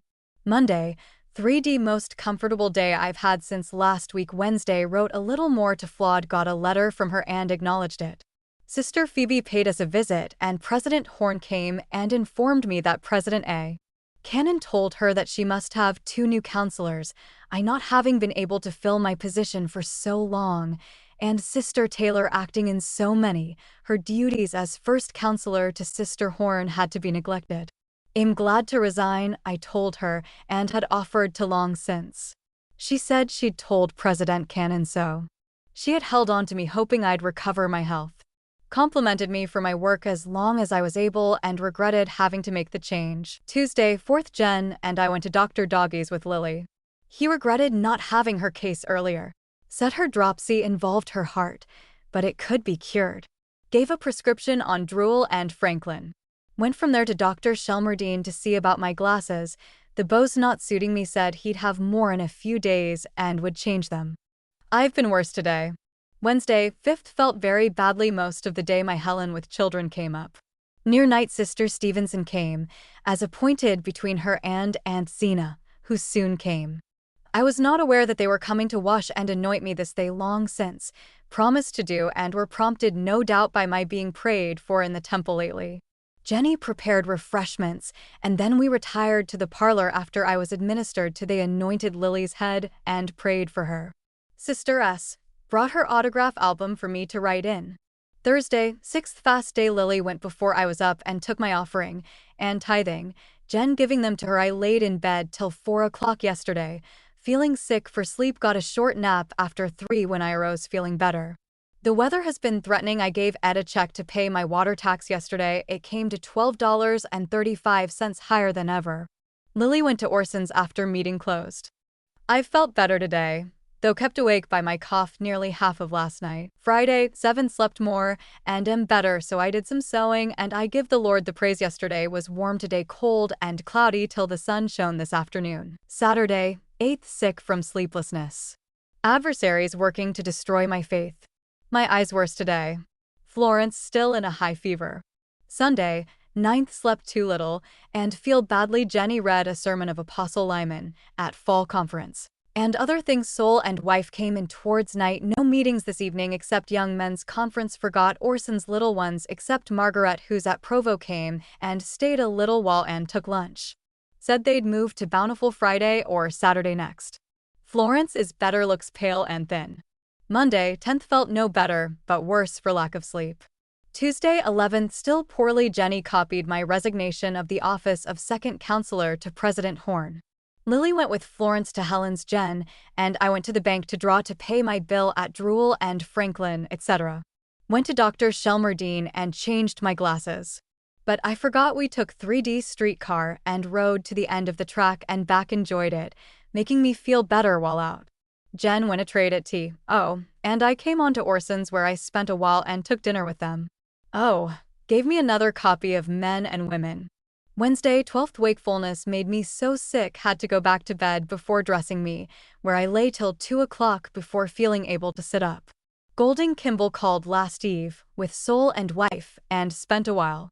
Thursday, 13th, another miserable day from the same cause, spent part of it on my bed. Friday, 14th, this is my father's birthday, set apart by Lucy Kimball as a fast for the recovery of my health. The sisters at the temple, many of them fasted, and brethren too, also other sisters who were invited to fast, made about 19, but 16 came to my house, some having prior engagements, bringing a picnic, flowers, and see.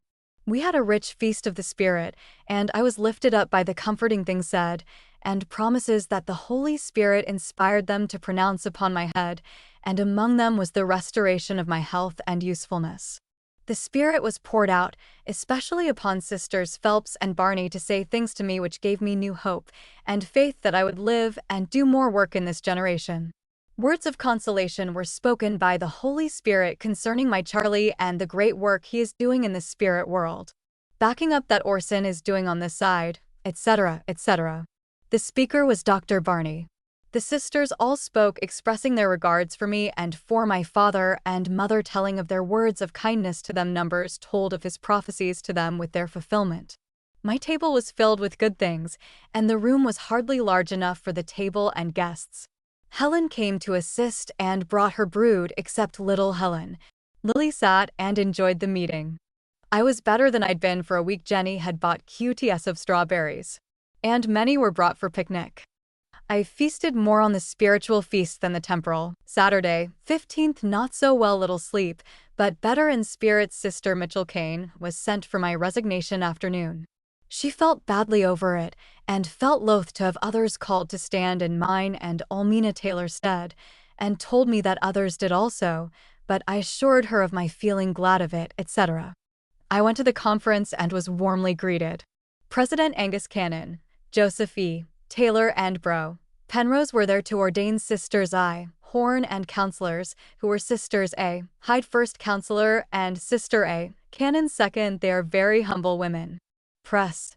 Cannon spoke in the highest terms of my past labors and the regard he'd always felt for me, had thought how much he would like a daughter of his to be like Sister Whitney, etc.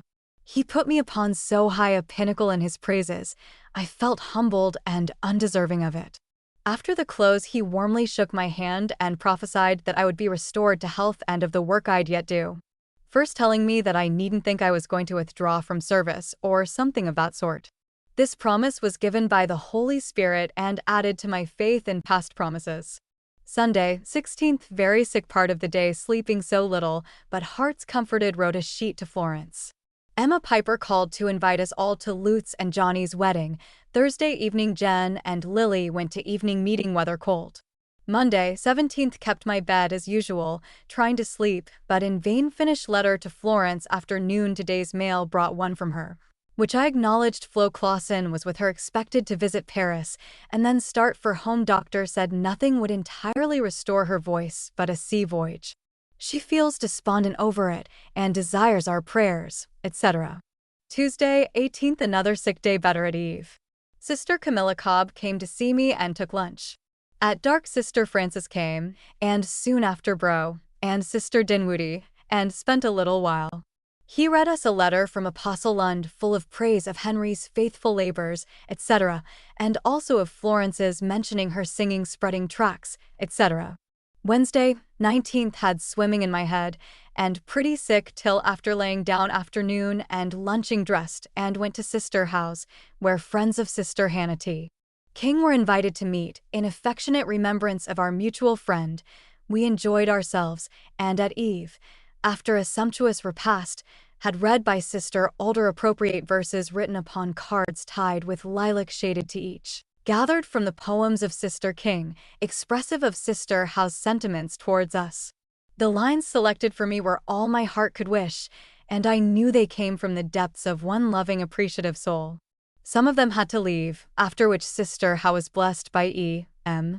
Wells' proposition. Sister Zena being mouth, then Sister Woodmancy, who was sick, was called and administered to, then myself and two others, one a sister long afflicted, but had volunteered with Zena Hyde to prepare the repast for Sister Howe and let her visit the while. Thursday, 20th, felt worse, not sleeping much, but went with the rest to Lutz's wedding. None invited, but our family and the Owens took some roses and, arranging them, had a pleasant time. Returned at midnight. Friday, 21st, no improvement. Strove in vain to sleep this forenoon as usual, but I'm not without hope. Saturday, 22nd, sleep overpowers me.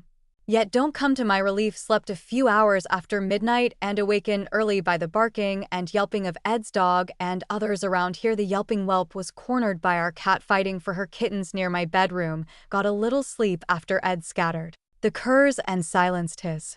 Sent by him to order 3 more bottles of celery compound. They came this afternoon. The heat has been greater today than any previous. Sunday, 23d, another hot day and a sick one for me. Had to lay most of the time after dressing me at 2 o'clock. Jen read a sermon and a letter, etc. In the news, the latter from Bro Jensen at Honolulu. Lily and the children went to Helen's. I had a deathly spell this morning and 3 more afternoon. Felt sad. Monday, 24th, feel quite a different person. Arose before 9 o'clock. Day hot, but last night was cool. In the afternoon, I had a shocking spell, and a light one afterwards, making me more dejected than usual. Tuesday, 25th, another comfortable day, free from sleepy feelings, but low in spirits, and felt that I must have a change. Went, near night, with Jenny and Florence to Liberty Park, and enjoyed the same. Returned at 9 o'clock. Wednesday, 26th, coughed in the night from riding in the breeze. Jen and children were to go there today. The degree of honor of the A.O.U.W. that Ed belongs to, going there. They insisted upon my going with them. Lily came home and we all went with Ed, he taking baskets and a camp chair for me. Mrs. Dog and Boy joined us at the park, and later Helen and children came, but she'd worked and tired herself out beforehand, and has little rest at any time. Jen spread a picnic for them, all had a pan of strawberries and other good things. She had it ready when Dr. Dog came and joined us. He and wife left before we did. I got a subscription of him for Lily's head aches. A letter came from Flawed today saying she was better of her cold, and they were to start for France in 2 or 3 days, was going out with Flo Clausen every day and enjoying it, etc. Thursday, 27th. 3 days I've been nearly free from sleepiness. Feel more of it today, being more wakeful. The 2 last nights I forgot the call I had on Monday by Sister Barton and Waring, who had the duty placed upon them to take Democratic tickets round to be signed by the sisters who favored it. I felt little interest in politics, I told them, but as my son was a Democrat and I'd favored it as the best, I signed it. An ugly wind's blowing the dust and it's cloudy. Got some powders of bromide and potash for Lil's headache, prescribed by Dr. Dog yesterday. Friday, 28th. Had a rain last night, laid awake till midnight, had 2 ladies call from across the way last evening, and Florence, knowing and loving them from the affectionate treatment received, urged them to come in as they were passing. I did some mending yesterday afternoon and put steels into Lily's stays and mended them. My body has been much stronger since going out, and that awful sleepiness leaving me until today, though affected a little by an occasional touch of stagnation of my blood. Had one yesterday and one last night. Did a little sewing, but feeling sick for sleep had to lay down a time or 2, clipped dead rosebuds and burned them. My roses have been destroyed by little insects and a blight. Many others have been troubled similarly, I'm told. Saturday, 29th. Slept too little, nervous in the night and sick from it, till after laying and drowsing a while towards night nearly made me a chemise. Commenced yesterday. Jen and Lily cleaned my sitting room.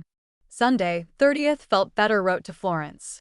Jen went to Tabernacle and evening service. Lily attended the latter. Had a thunderstorm yesterday and in the night grass was cut by young Adams yesterday. Jen saw bro Joseph Dean fall by the temple wall after meeting closed. He was placed in a wagon and carried home. She said his hands looked as if he was dead when placed in the wagon. Many followed him to his home.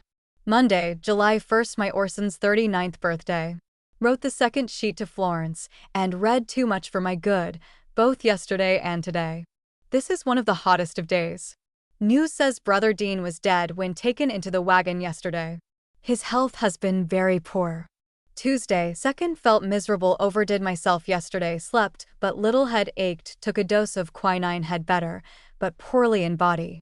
Another rain is threatened. Wednesday, 3D fast day. Tomorrow's the 4th. Lily attended fast meeting, took my tithing and 25 CTS donation for the poor. I slept little for the guns and firecrackers. Have felt sick for it. Soul's wife was here afternoon. Thursday, the 4th of July. Heard many guns and firecracker. Had a visitor, Sister I.P., and my Helen and her Genevieve came near night. Lily went to her house from fast meeting and stayed till this evening. I felt badly the want of sleep. Friday, 5th. Felt some better, wrote to Mary Bond, an old play made in Kirtland when little girls, in reply to one she'd written me 2 or 3 years ago, and another February, last, begging an answer. It's more Tam I'm able to do to write to Flawed. Jen did a big ironing today. Saturday, 6th. An uncomfortable feeling day, worse for writing, and a cold. Took a dose of quinine. Ed took my check on the bank and brought me $10. Received a postal from Flawed, written as they were sailing up the Rhine and passing Berg Rainfels. The beautiful scenery is on the upper part of the card. It's charming. The boat that they were on is just passing it. They'd visited 3 noted cities and were on their way to Bingen on the Rhine, having a glorious trip, wishing we were all there. I could enjoy it fully with them. Glad they have the privilege, and to hear how she's improved in health. Jen went to trade and took the children as she had to carry Ed's lunch. Cool breeze blowing. Sunday, 7th. Sick, head aches and swimming, feeling, slept so little. Took bath in time for dinner, but had little relish for it. Lily gone to Tabernacle. Lily, Jen and children went to evening meeting. Mother Horn came and sat a while. Monday, 8th. Laid late trying to sleep, but in vain. Got a letter from Florence written at Heidelberg where they'd stopped off, it being Sabbath day, to rest the 23rd of June. She's in love with Germany.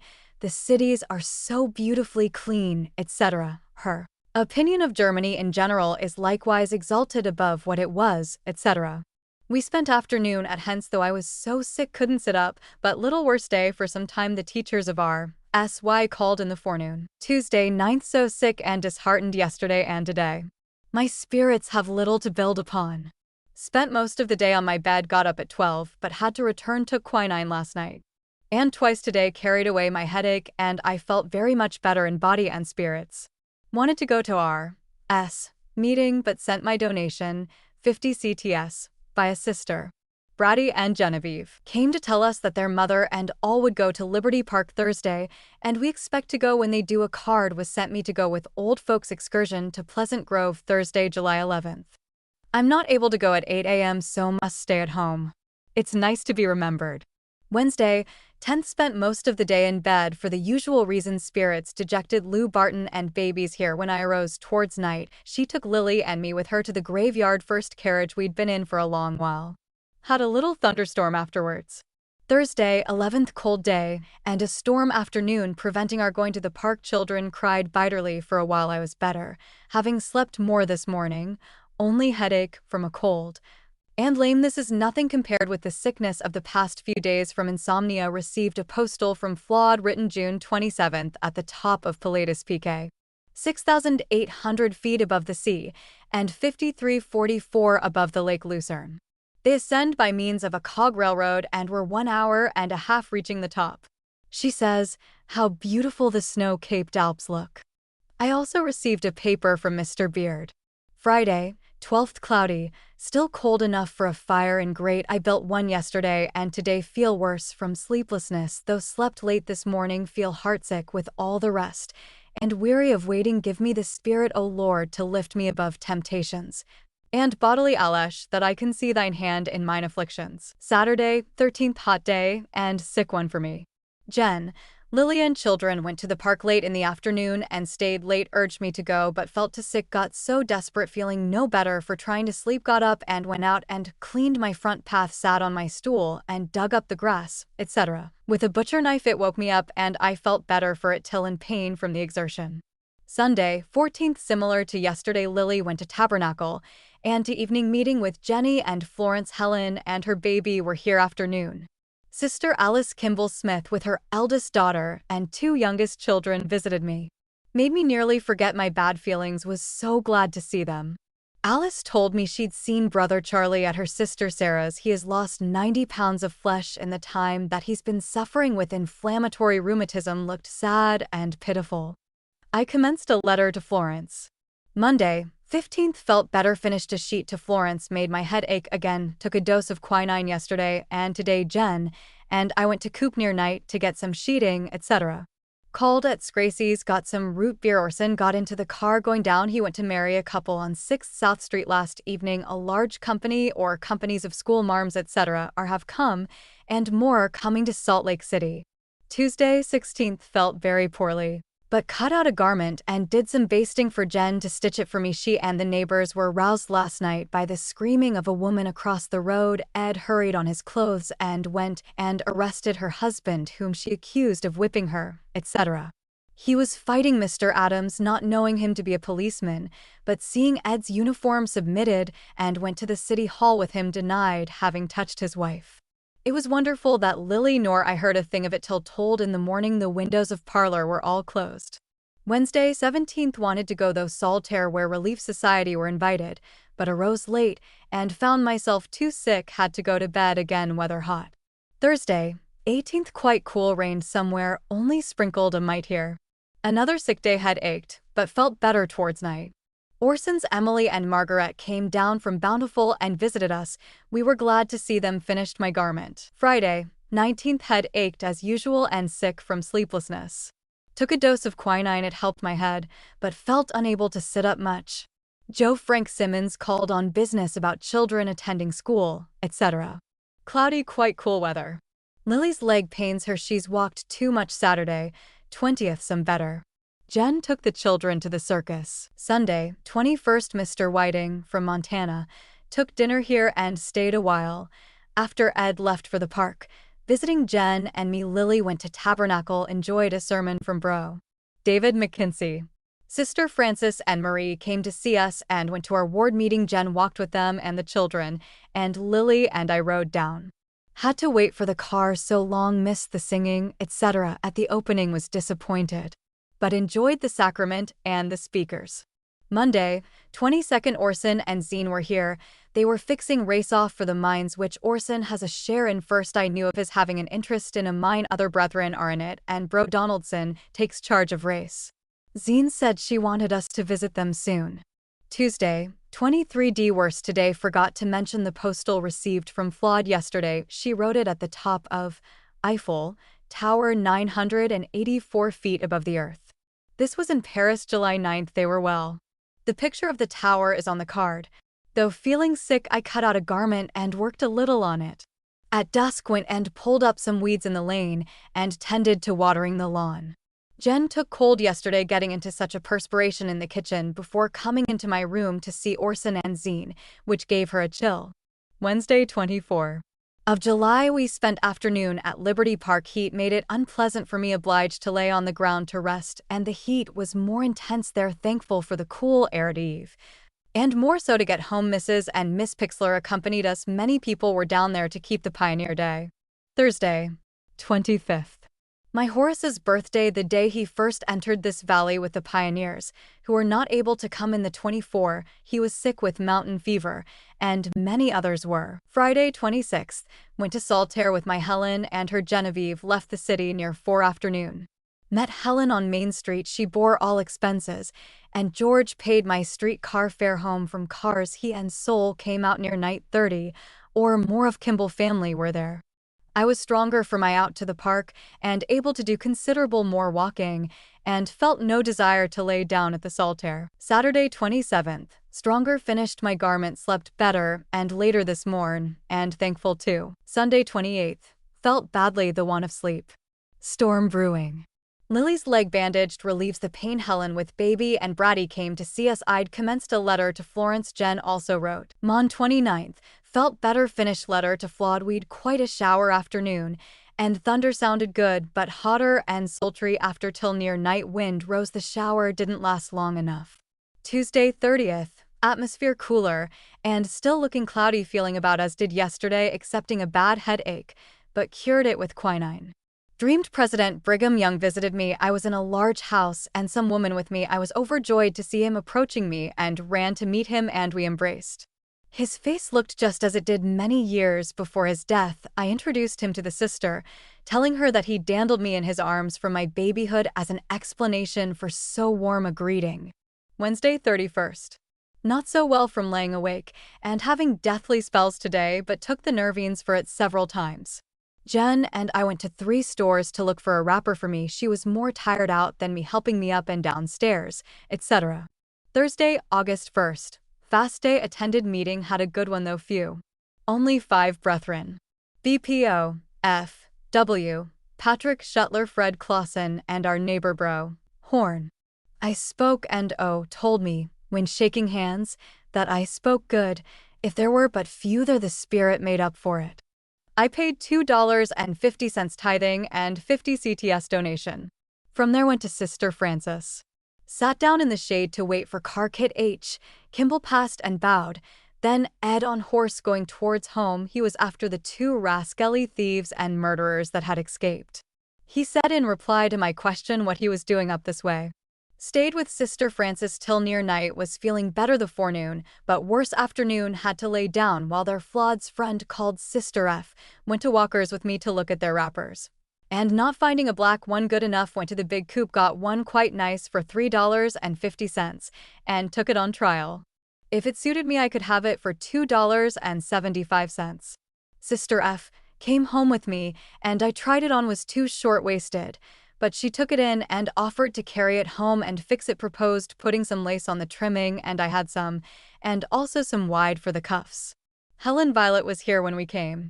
She is going to start soon on a tour to the Holy Land, and others with a company going from New York. Met Brother Dinwoody on the car. He talked dubious about Henry, and Flawed, and Flo, getting home this month. Thinks he's not secured their berths on shipboard, and he'd heard they'd return to London, and nothing about coming home. But I guess he's half joking. Friday, 2nd.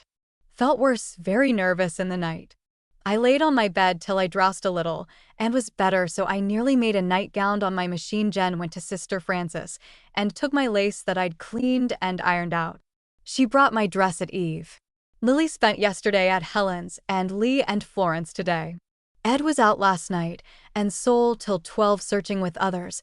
For those thieves, Ed went to bed this morning, our lawns being cut by Adam's boy. Those deathly spells left Wednesday evening lasting but one day, which is unusual. Saturday 3D. Another hot day, and a poorly one. Take to my bed for refuge. Washed my head this afternoon. Jen went to Coop to pay for my dress, and Sarah sees for cough drops. After cleaning and ironing, Lily's legs are better since having them bound up. Sunday 4th. Felt sick all day but went to meeting at Eve. Also Lily, Jen and children. Bud told me I was looking better. I'm told this by many, but I feel no better. Only at Eve I brighten up generally. Orson said he'd some writing to do after meeting. He gave his arm to help me down the steps, Lily, and I waited quite a while for the car. Mon 5th. Slept better and feel better. Got a letter from Florence dated London, July the 21st. They were to take ship for N.Y. the 1st of August, and expected to be 12 days on the water. She's anxious to be home. Had a dread of the voyage. Toi was here yesterday with a letter from young Maurice telling the same. Horace Ensign and Mamie visited us last eve after we came from meeting. I've worked altering my new wrapper as it fit me worse for being taken in. Ripping was a job. The sight of my lane being cleaned this morning was very cheering. Young Adams did it, and Ed pays him.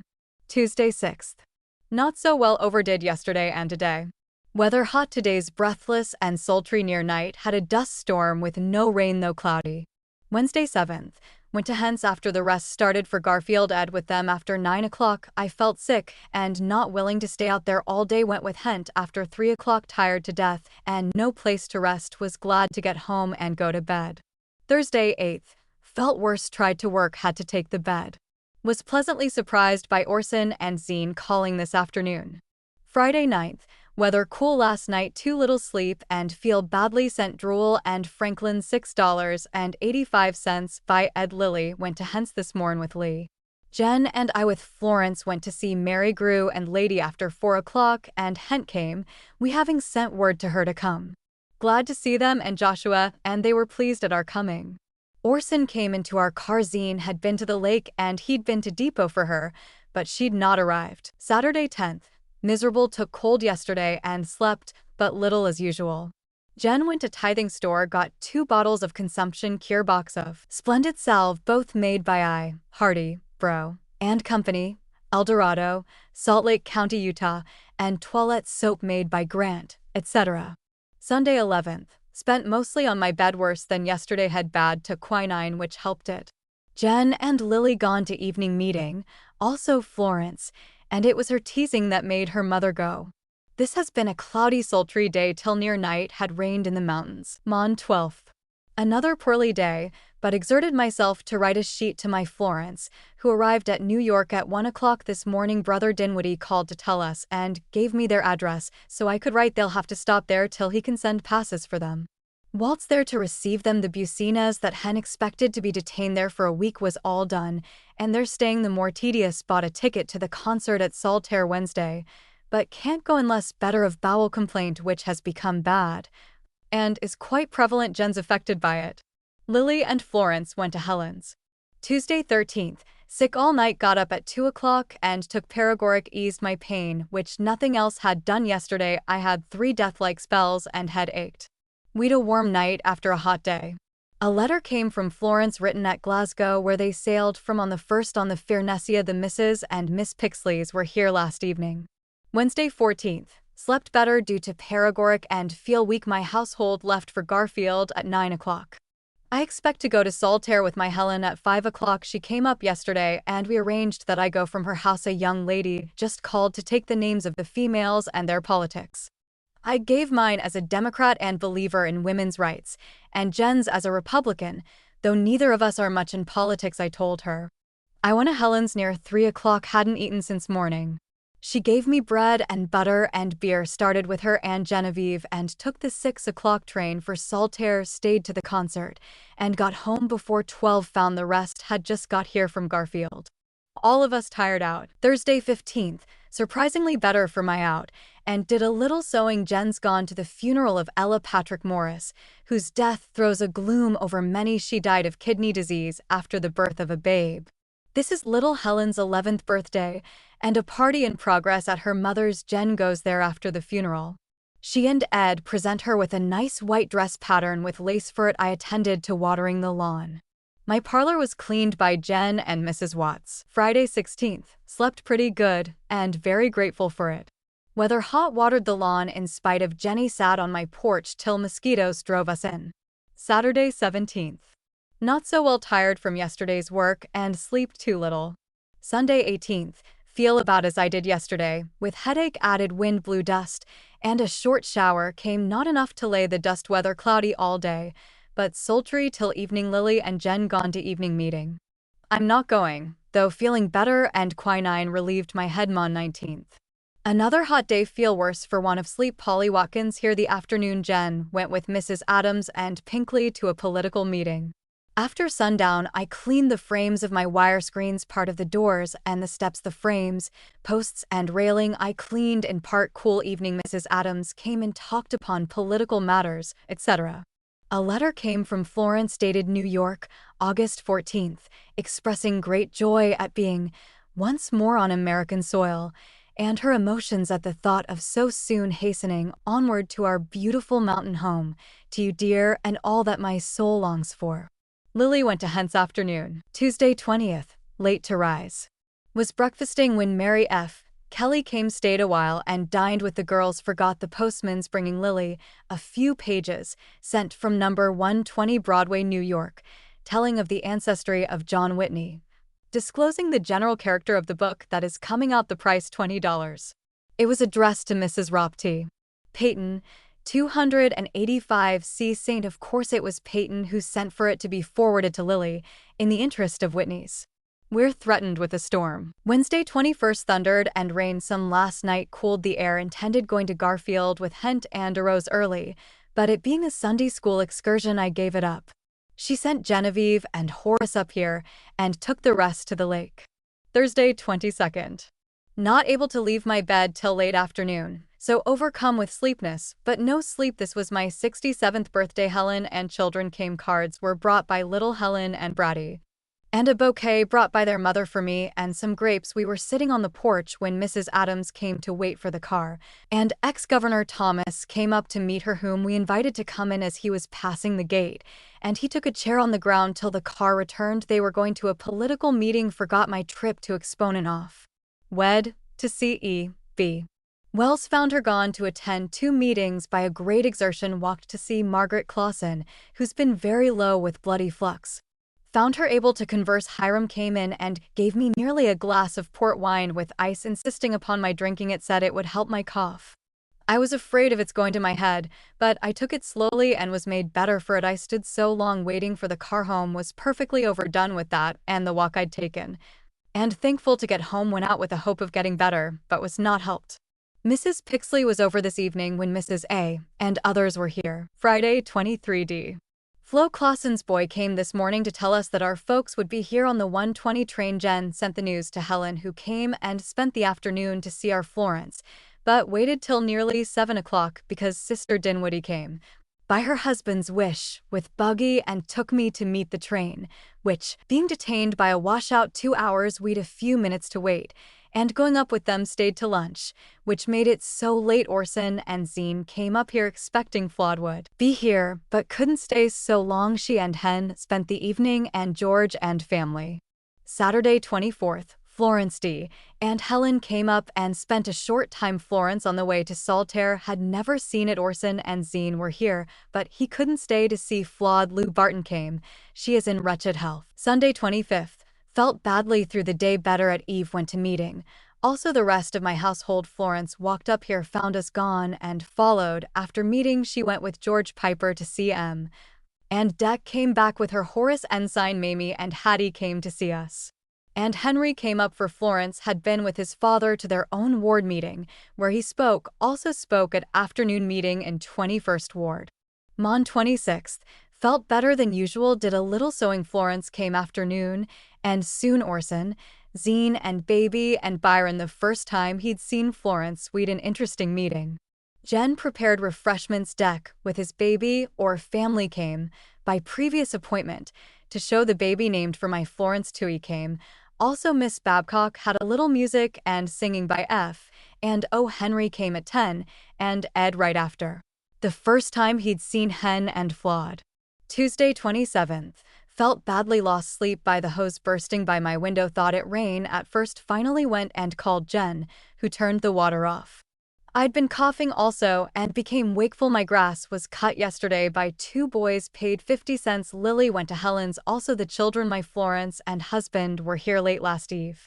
Wednesday 28th. Sick, but cheered by Florence's coming. She practiced on the organ and sang beautifully. This soothed me. I began having deathly spells this morn, had but few. But one was so bad the girls were frightened. Had one more after Florence left when they lighted up. She hated to leave me. I took a number of doses of valerial and ammonia, which always helps me. Florence brought a pair of kid gloves to me, and the girls Henry would have her give me back the money I'd sent her for gloves. Thursday 29th. Slept better, but not enough. Felt refreshed riding in the car afternoon. Florence here to dinner. I went with her to Coop and drugstore, as she was going from Dinwoody's store with the family to the farm. She assisted me to cross the street and back to Coop. Was tired out and had to wait long for the car, but lounged till rested after returning. Friday 30th. Poorly. Florence came with buggy and took me a long ride. Down around Liberty Park, did me good. Saturday 31st. Stronger and sewed a little. Went to Coop, got me a tea tray for 50 CTS. George told me that Henty'd gone to the lake. Sunday, September 1st. Felt badly till evening. I took quinine. We all went to meeting, had a very interesting one. Angus Cannon spoke and then requested the congregation of the 18th Ward to manifest their feelings towards the BP, his councillors and officers, etc., calling a vote no contrary ones. Met press. Angus after meeting, and his wife, he offered to take me home in his buggy, told him the car passed my house. The Pipers and Johnny Owen and Lute sat by us, and Lute invited me and Jenny to spend Monday evening at their house with a few others. Mon 2nd. Florence came afternoon to take me a ride by Sister D's request. As I was getting into the carriage, was surprised by Miss Grace coming. She to see Florence. Were glad that we were starting away. She looked nice and innocent and has our sympathy, but don't want to be associated with her. Jen was very uncomfortable while she remained with her. After our ride, I was taken home with Florence laid down, being very tired. Till tea, then we went to Lute's in buggy, spent a pleasant time with a few friends, Bud and wife, Em and George, Bro, Morris and Mother. Henry and Florence had a little singing and refreshments. Hen saw me onto the 6th streetcar and gave me 25 CTS, as I'd left my purse at home. Was 12 o'clock and all asleep, but Lily she'd a headache, and I gave her a dose of quinine. Tuesday 3D. Slept later, but head ached, took quinine twice, relieved me of that a miserable day though. Wednesday 4th. Felt no better. Helen, her bratty, and Genevieve came up. She's likely to lose her hired girl. Lily feels miserable in body. Thursday 5th. About the same. Orson's Emily came to stop the night, her folks preparing to move home. Lily went to fast meeting before I was up from there to Helen's. Returned at eve. Brother Charlie called. First time I've seen him since his having rheumatism so bad he's had an experience that's changed his religious views, has turned to the gospel as expressed in the Holy Scriptures, and fell in with me that to love God and keep his commandments was all that was required, but said he accepted none of the creeds, etc., which took in the Mormons. I suppose I'm thankful if he's thrown up Christian Science. Friday 6th. Flawed sent a note this morn to see how I was, and said she was engaged to visit the afternoon, but would come next day. Jen answered it. Today I've felt the best I've done for a long time. Went out and evened up my front sidewalk, and after resting partly made an apron for Jen after she'd been and traded for gingham and some dishes, etc. She got me whiskey and quinine and wafers. Saturday 7th. Sick from a cold and laying awake. Florence here afternoon. Zine's Emily stayed here the last 2 nights. I finished Jen's apron. Sunday 8th. Sick day, lungs painful, coughed incessantly, took quinine. This distempers going about. Lily went to conference at eve. Henry and Florence up at eve. He went to meeting and she stayed here. Orson's Emily and Dimps came to stop all night. Mon 9th. Lungs painful in the night, but better in the morning. Used wet cloth and flannel, but have felt too sick to sit up from the cold and insomnia till near night. Felt relieved and worked on an apron while Jen went to drugstore to get me Nervine, having had 3 light spells of stagnation today, made a fire in the grate. Tuesday 10th, coughed terribly on the lounge most of the day. Rheumatism has been in my neck and left shoulder and hurts badly. The most severe cold I've had for months. Florence came in a terrible dust storm and spent afternoon. Our streets need rain. Wednesday 11th, taken more cold, head terrible and pain in neck and shoulder, doctored with quinine, and it cured my head cough. Still troublesome, sat up but little till near night, felt better. Lily and little Florence went to Helen's this morning.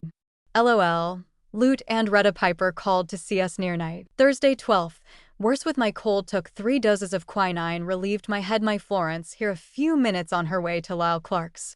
Weather still threatening. Friday 13th, wind and dust blowing, appreciated a visit with my Helen, baby and bratty. My cold is breaking up though I cough terribly. Saturday 14th, Florence here afternoon, had a real enjoyable visit. Jen went to tea, for cough medicine, after putting up a lot of fruit, etc., etc.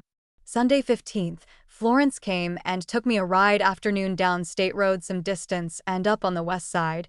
Took little Florence along, was tired out, but after eating and resting went with the rest to chapel, enjoyed the meeting. Mon 16th, feel decidedly better, did a little sewing, went to see Mother Horn, who's been very sick, after resting myself. My Florence and sister Dinwiddie rode up and spent a while with me. I watered the lawn, had a sprinkle of rain after a horrid dust storm. Jen so sick had to lay down after bathing her face and neck with hot water after that used hot lard and turpentine, was nearly wild with pain, took quinine. I also took it for a cold, helped me. Tuesday 17th, Jen's throat broke last night, proving it quinsy instead of neuralgia, was happy and able to sleep.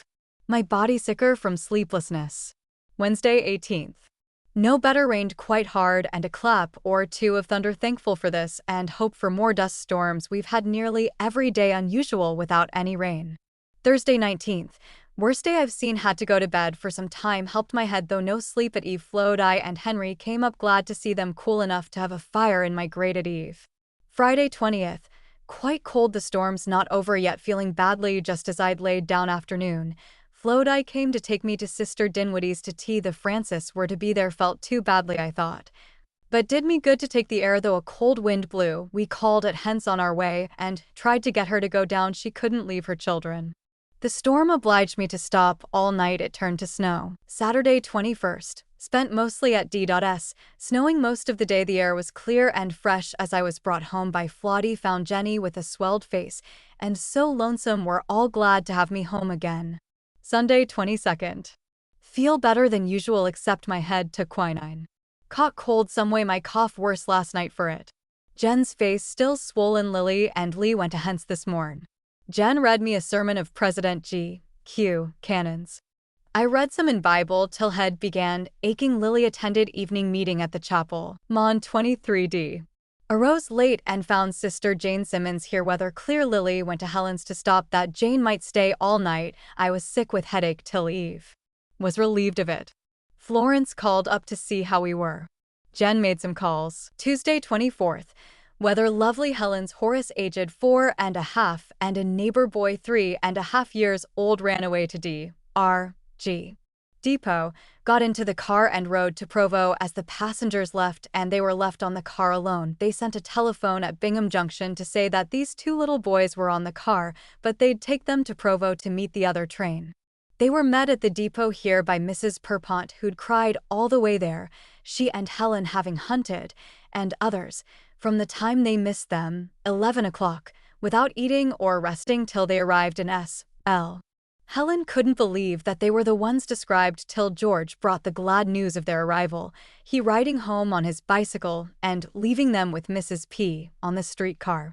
The boys had fasted from morning and thirsted, no one knowing of their being runaways. They never felt that they were lost, but made themselves happy in the smoking car.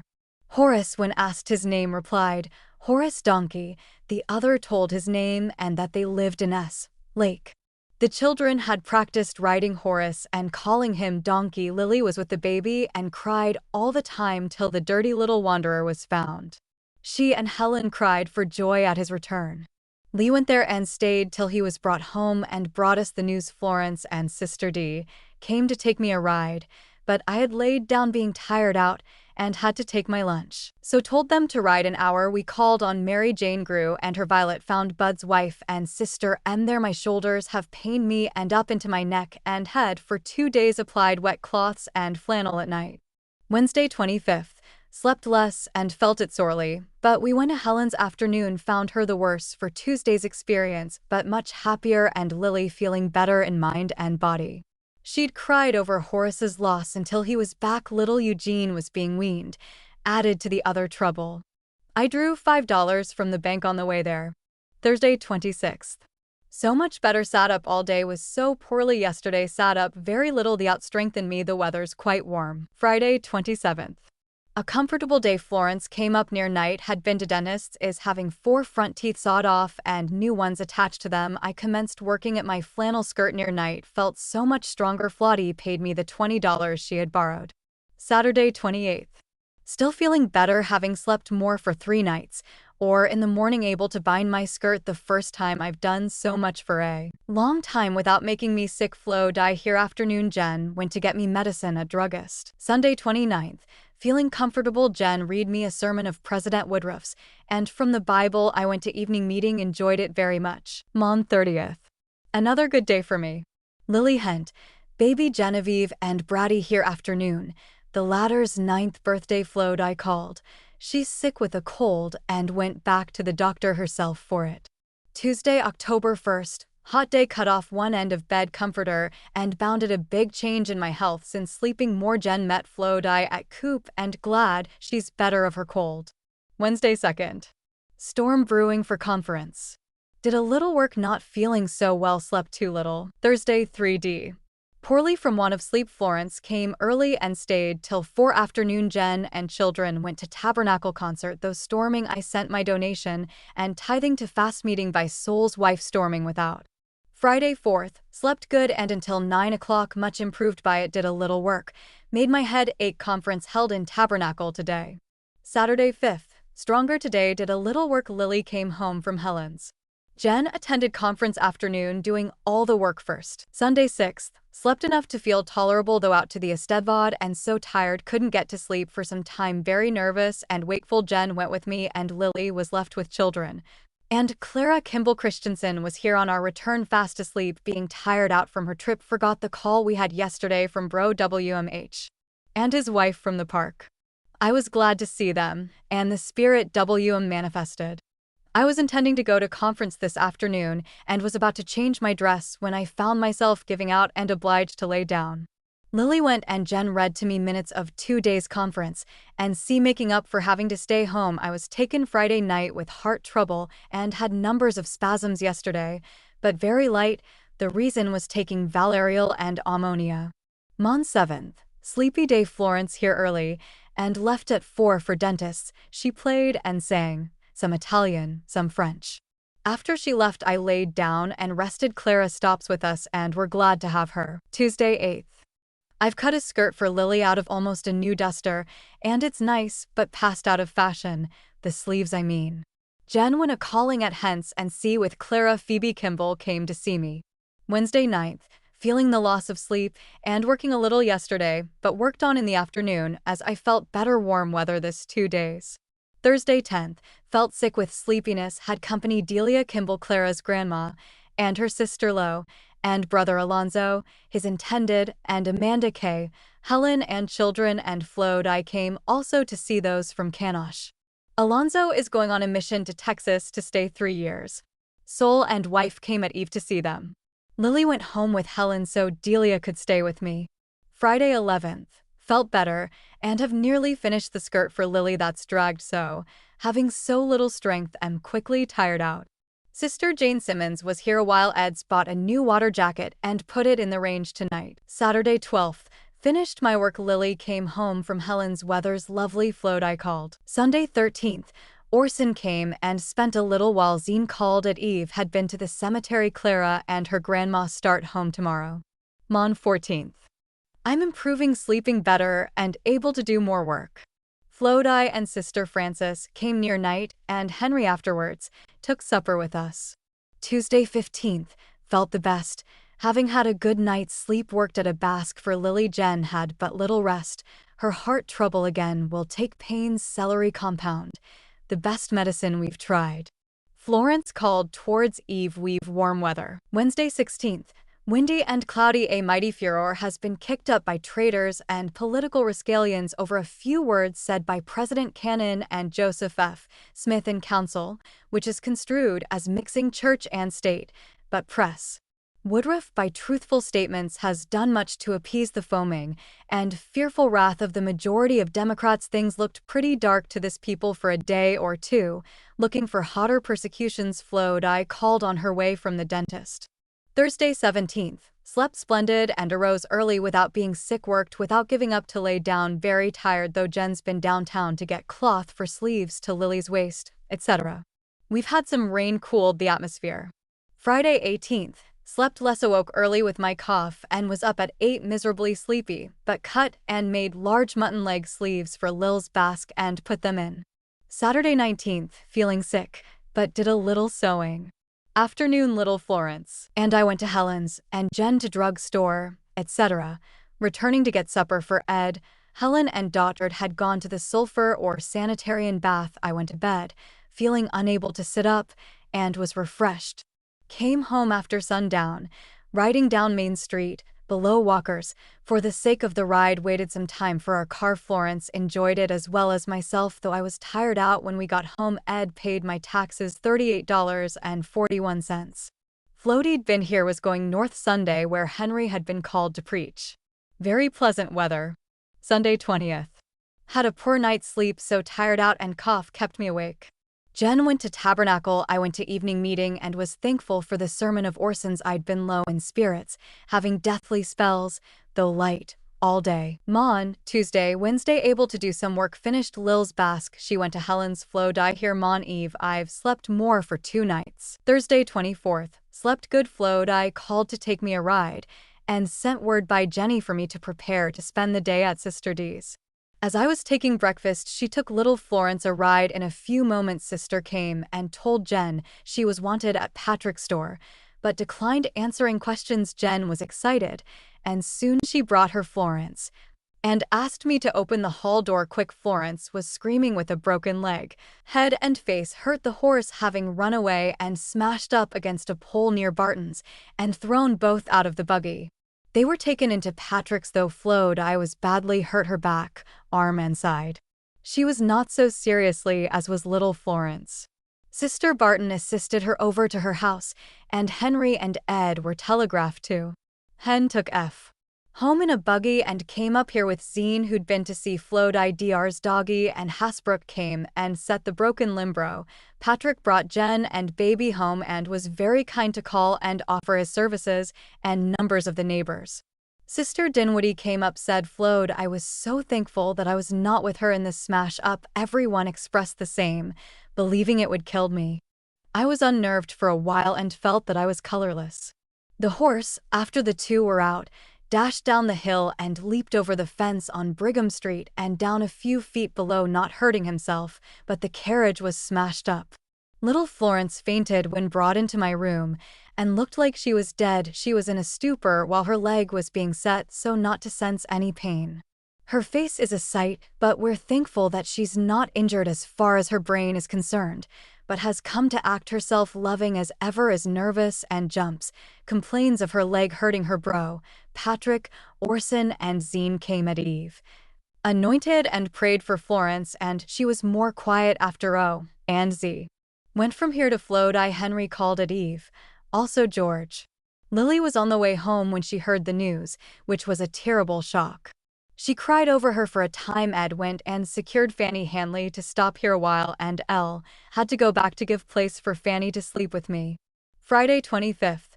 Felt the want of sleep this morn, as excitement and my cough kept me awake. We changed bedrooms and beds, moving mine into Jen's room and hers into mine for Ed, as little Florence is on the cot in my sitting room and has got to remain here 7 or 8 weeks.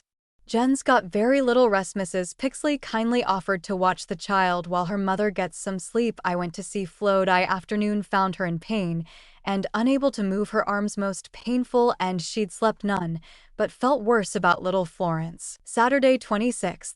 Florence and her mother slept good. Dr's been here and thinks her doing well. I was late to bed last night. Found all in bed. They'd concluded I was not coming. Henry came with me. He'd been here on his way from work. Hentai and others came while I was gone. The bad news nearly prostrated her. Orson and Zine had called, and Zine called today bringing little gifts to Florence. They pleased her, so she played with them till she was tired and nervous. When sleeping, Phoebe, Kimball, and Numbers came and offered their services, as well as the kind neighbors up here. Sunday 27th. Sick day from sleeplessness and a cold. Jen was kept awake, Florence not resting while she got too tired from playing with her toys. Doctor says she'll have to lay 10 weeks. LOL. Called towards night, and Lily was up afternoon, but remained to Helen's. Mon 28th. I passed another per night sick from it. Little Florence had too much company. Katie spent some time playing with her, and she was very nervous afternoon and night. Flo dressed and sat up. Ed called to see her and brought the good news. Monday, Tuesday. Couldn't hold my eyes open for sleepiness. Orson and Zena came after Sunday evening meeting. Finding all Abed hentai came up this eve, bringing gifts from children. Sister Frances came and brought chicken broth to little Florence, also candy for her and Lee. Wednesday 30th. Still sleepy and have taken more cold. Had a slight chill cough badly. Zine came and brought a lovely sake to Florence made by herself, and Emily and Dimps bouquets of flowers. Thursday 31st. Another sick day from insomnia. Florence doing well, the doctor thinks. She's happy most of the time, singing and playing with her dolls, etc. The weather's fine. Friday, November 1st. Some better, so I went to see Flo, though my head was feeling badly. Floaties improved very fast, also little Florence. Saturday 2nd. I felt better this morning. Arose early but head ached and became very sleepy, making me miserable. Fanny went home with her husband to stop 2 or 3 days. Sunday 3D. Looks like snow. Another poorly day as usual. Lily came home to stop a while. She feels as though she wants to be with little Florence. Mrs. and Miss Pixton here to see her and took supper. I took to my bed rather than to supper. Not able to sit up much of the day. Mon 4th.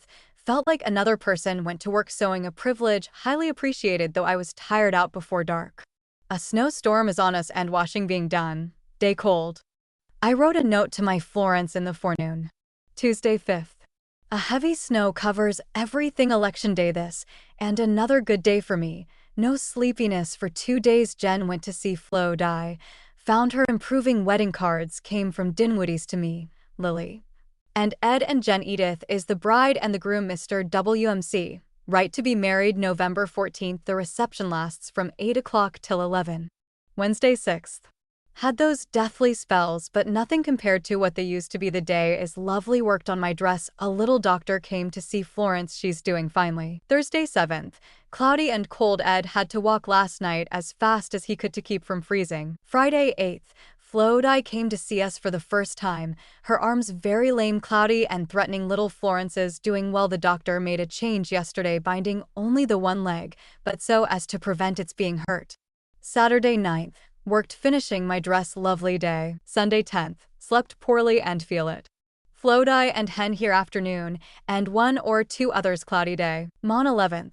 Deep snow fell and still falling. Comfortable in body today and work some. Tuesday 12th. Fine day and all doing well. Sisters Older and Cobb came and sat a while. Sister Cobb brought Florence a doll that was her baby's, now dead. Wednesday 13th. A cold settled in my side and my cough has strained me across my stomachy. Very sore and hurts me. Did a little sewing. Thursday 14th. Gloomy sky. Received a note Wednesday eve from Flo saying she hoped we were as well as usual and that I'd come to the reception. I felt very little able to face the weather and gave it up, but after resting from sewing decided to go. Was obliged to stand some time for the second car and got cold. Sister Dinwiddie gave me a cup of pepper tea before I got warm. The crowd of guests made the house warm after a while. G.Q. Cannon was all of the presidency present. He saw me a few steps from him while taking refreshments and arose and came over and shook my hand, expressing pleasure at seeing me. Also Carl and many others whom I had not seen for a great while expressed the same. I was very glad that I went. Henry sent me home in a hack after the bride and groom had left for their home in Ogden. Rice was thrown after them plentifully. Friday 15th. Another gloomy day. Little Florence and her mother were made miserable last night by the pasteboard that her leg lays in cutting into her leg. It's done so lately, caused by working herself down on the bed, but she's been wonderfully good and playful, full of fun. Saturday 16th, sun shining. Doctor sent for last night came this morn. Found the pasteboard Florence's leg was placed and had cut half an inch into her flesh, and he fixed it pretty quick. The doctor felt terribly over it. He moved her up and put salve on without hurting her, and now she's in love with him for the first time and says she'll hug him when he comes again. My cold's growing worse. Sunday 17th. Feel sick from a cold. Flowed I here afternoon. Sister Stevenson here last eve to give me a photo of my father's house in Nauvoo. She with her husband visited Nauvoo, and he took the negative of our home and others. Lily came home from Helen's. Jen's had to work too hard and run to Genevieve's constant call for something. Mon 18th. My head painful and throat sore. Took more quinine and relieved me. Sister Dinwiddie and her sister called bringing some of the wedding goodies to Jen and the children. Said Flowed I was shut up with a cold. Doctor visited Florence. Thinks her nearly well. Tuesday 19th. Coughed much of the night, but feel better otherwise. Beautiful day. Got Ed to take a check and draw $5.40.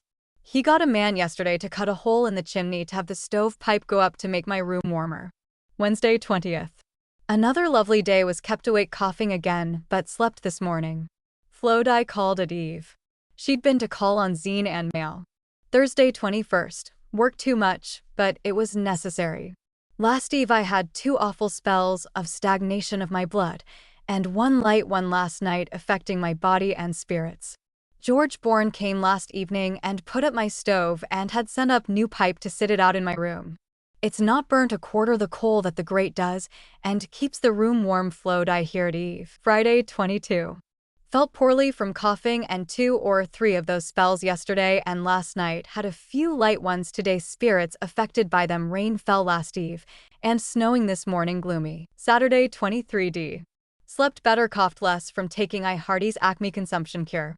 Lily was sent for to go and stop with Helen's children while she went with Florence to Coop to buy Lily and Jenny a winter cape. They got them for $5, the price being $6 apiece. Sunday 24th. Spent with young company Orson's Margaret and Byron Katie Adams, and in the evening Lee and Souls Heber with Florence, while Jen went to meeting. Head ached all day from catching cold. Mon 25th. Better in body. Slept good. Flowed I here at Eve. Tuesday 26th. About the same. Tried to compose some lines for Sister Stevenson's album at her request. Uphill work for me nowadays. Wednesday 27th. Lily's 38th birthday. She with Helen and children and Flowed I spent the afternoon here, and Lily had a gift of a winter wrap from her sisters and mother, and a box of fine candy from Flowed I. Jen prepared a sumptuous repast. I felt as though I hadn't slept, though I had better than common. This has been a warm day and rained at Eve. Thursday 28th. Thanksgiving Day and turkey. Doctor came and took off part of the bandage from Florence's leg. There was a slight fall of snow this morn, but the sun soon melted it. Ed's raking dead leaves from the lawn. I'm feeling sleepy and headaches. Mrs. and Miss Pixley were here to partake of the feast. Friday 29th. Another miserable day. Sent by Jenny and bought shoes for Lily, and Ed got me Nervine and quinine at Drool and Franklin's. Suffering from another cold and sleepness. Sat 30th. Felt worse than yesterday from sleepness, quite sick from it, and my cough. Flowed I came near night, and Ed went for Henry took supper with us. Ed is not going on guard till 6 o'clock in the morning. Will get higher wages. Sunday, December 1st. Sleepy, still very quiet. Day. Ed brought an old friend and wife home to supper. Had turkey again and other good things. Snowing. Mon 2nd. About the same. Had a heavy snow and wash day. Rather gloomy I feel withal. Tuesday 3d. Sun out part of the day. Felt more cheerful. Afternoon. Took breakfast about noon. Obliged to lay abed late to feel able to rise. Adel I pray for patience and grace each day. Florence here a while towards night. Wednesday 4th. Lee's 8th birthday, his mother made a cake with his name and age on it, made of candy drops, had apples, oranges, nuts, candy and bananas, and a party of boys and girls was given him after the school closed. Bradyborn brought me an invitation to a tea at Sister Alder's tomorrow. This is the best day I've seen since a week ago Monday, the freest from sleepiness at eve. My niece Marion and Lindsay Sprague came here bringing news of her sister Paraly's little boy's death. Thursday 5th, fast day, sick with cold, sore throat, etc. Adam's boy put manure on the lawn, snowing and foggy weather, and everyone afflicted with colds couldn't go to Sister Alder's. Friday 6th, feel better, sewed a little afternoon, thanks be to my father. Weather milder, a storm brewing. My Helen and Brady here a while near night, stayed. Lily had a cold and felt sick, sent some clothes to her. Saturday 7th, conference today and tomorrow, made another night cap, hurt my eyes and head with that and reading. Dr. Barney called on me, enjoyed the same, and flowed. I also called, she and Jenny, by Sister Barney's proposal at leaving administered to me, she being mouth. My gratitude is unbounded for the relief I've had from insomnia, though not entire. Sunday 8th. A very quiet day. Jen read a sermon of G.Q. Cannon's, which was excellent, also other interesting reading. Helen Bourne and Brady here the afternoon. She says Lily's worse with another cold, neuralgia. I've another cold, head bad. Mon 9th, pleasant but cold. Jen cleaned my sitting room and bathroom besides doing the housework and helping the washwoman, who's feeling nearly sick. Tuesday 10th, suffering from an additional cold. Jen gone to town to do trading for me and herself. Dinwiddie's Express came for Flaud's bookcase. She was up near night. Lily came home, is better of her cold weather, cold and foggy. Thursday 12th, afflicted with cough and sleepiness, did a little sewing yesterday and more today. Those deathly spells in a light form came on me last night and today. Friday 13th, weather rather milder, cut me some garments and partly made a pair, did me over, and I laid down sick for a while. Flo die, came up near night. Flo Clausen sent me Longfellow's Hyperion. Saturday 14th, too poorly to work. Helen and her sister Genevieve here today. Their mother is so lonely she begs me to let Lily return, so I sent her off early. She's missed by us, being good company and quite a help. She's so improved in health. Sunday 15th, feeling worse than usual. Jenny read to me one interesting letter from Brother Jensen, who's traveling round the world. I've had deathly spells yesterday and one or two today. Added to insomnia affects my spirits sadly. A heavy snowstorm blowing from the North Soul, and wife came in here instead of going to evening meeting, couldn't afford to face the storm. Mon 16th, slept good and arose earlier. My Flode I sent a carriage for me to go to spend the day with her and sister Dinwiddie. Sun shone, but very cold, and I was not wrapped warm enough to face the wind and took some cold. Called for Will's wife and baby going. My Helen was sent for after dinner, had a pleasant visit, was well bundled on returning, and the weather less cold. Ed wrote a check on the bank for $12 to pay my water tax and I signed it. Tuesday 17th, felt worse from taking cold, coughed in the night, and slept but little. Jen went to Drugis to order me 3 bottles of Scott's emulsion and Nervines, rock candy and whiskey. Snow's falling again. Wednesday 18th, slept good but awoke early, did a little work on a garment. My eyes dreadfully weak. Amanda Kimball was here, and Florence came near night, and went away early to purchase some Christmas gifts. Had a cold wind and some snow. Thursday 19th. Had an awful cold night and took more cold, making me sick. Doctor took splints from Florence's leg. Friday 20th. Some better, finished my garment. Saturday 21st. Felt very badly from lack of sleep and cold's cough wakes me in the night. Jenny finished cleaning house yesterday and today, dining room and kitchen calcimined yesterday. She's worked very hard. Lily came home today. Florence sits up but can't walk yet. Sunday 22nd. Better, so I went to evening meeting with Flode and Lily, enjoyed it very much. Florence was there to sing a hymn composed by David Smith, The Unknown Grave, it being the Prophet's 90th anniversary, and there were other exercises. House was crowded. Mon 23d. Coldest day we've had. Jen went downtown to get things for Christmas I sent for them to give away. She suffered from the piercing cold. There's to be a great gathering at the 16th Ward Meeting House to celebrate the Prophet's 90th birthday. Tuesday 24th. Heavy snow fallen. Suffering from colds and insomnia. Flode I came and spent a while. I've done up numbers of parcels yesterday and today for Christmas gifts. Received a postal the other day from Mr. Beard saying he'd deposited in the express office a package addressed to me. Christmas has been an awful cold, stormy day. I had an early call from Tui presenting me with a nice back home. Next was Zena. Helen and Zine brought me 3 beautiful pictures in one frame of her baby Albert.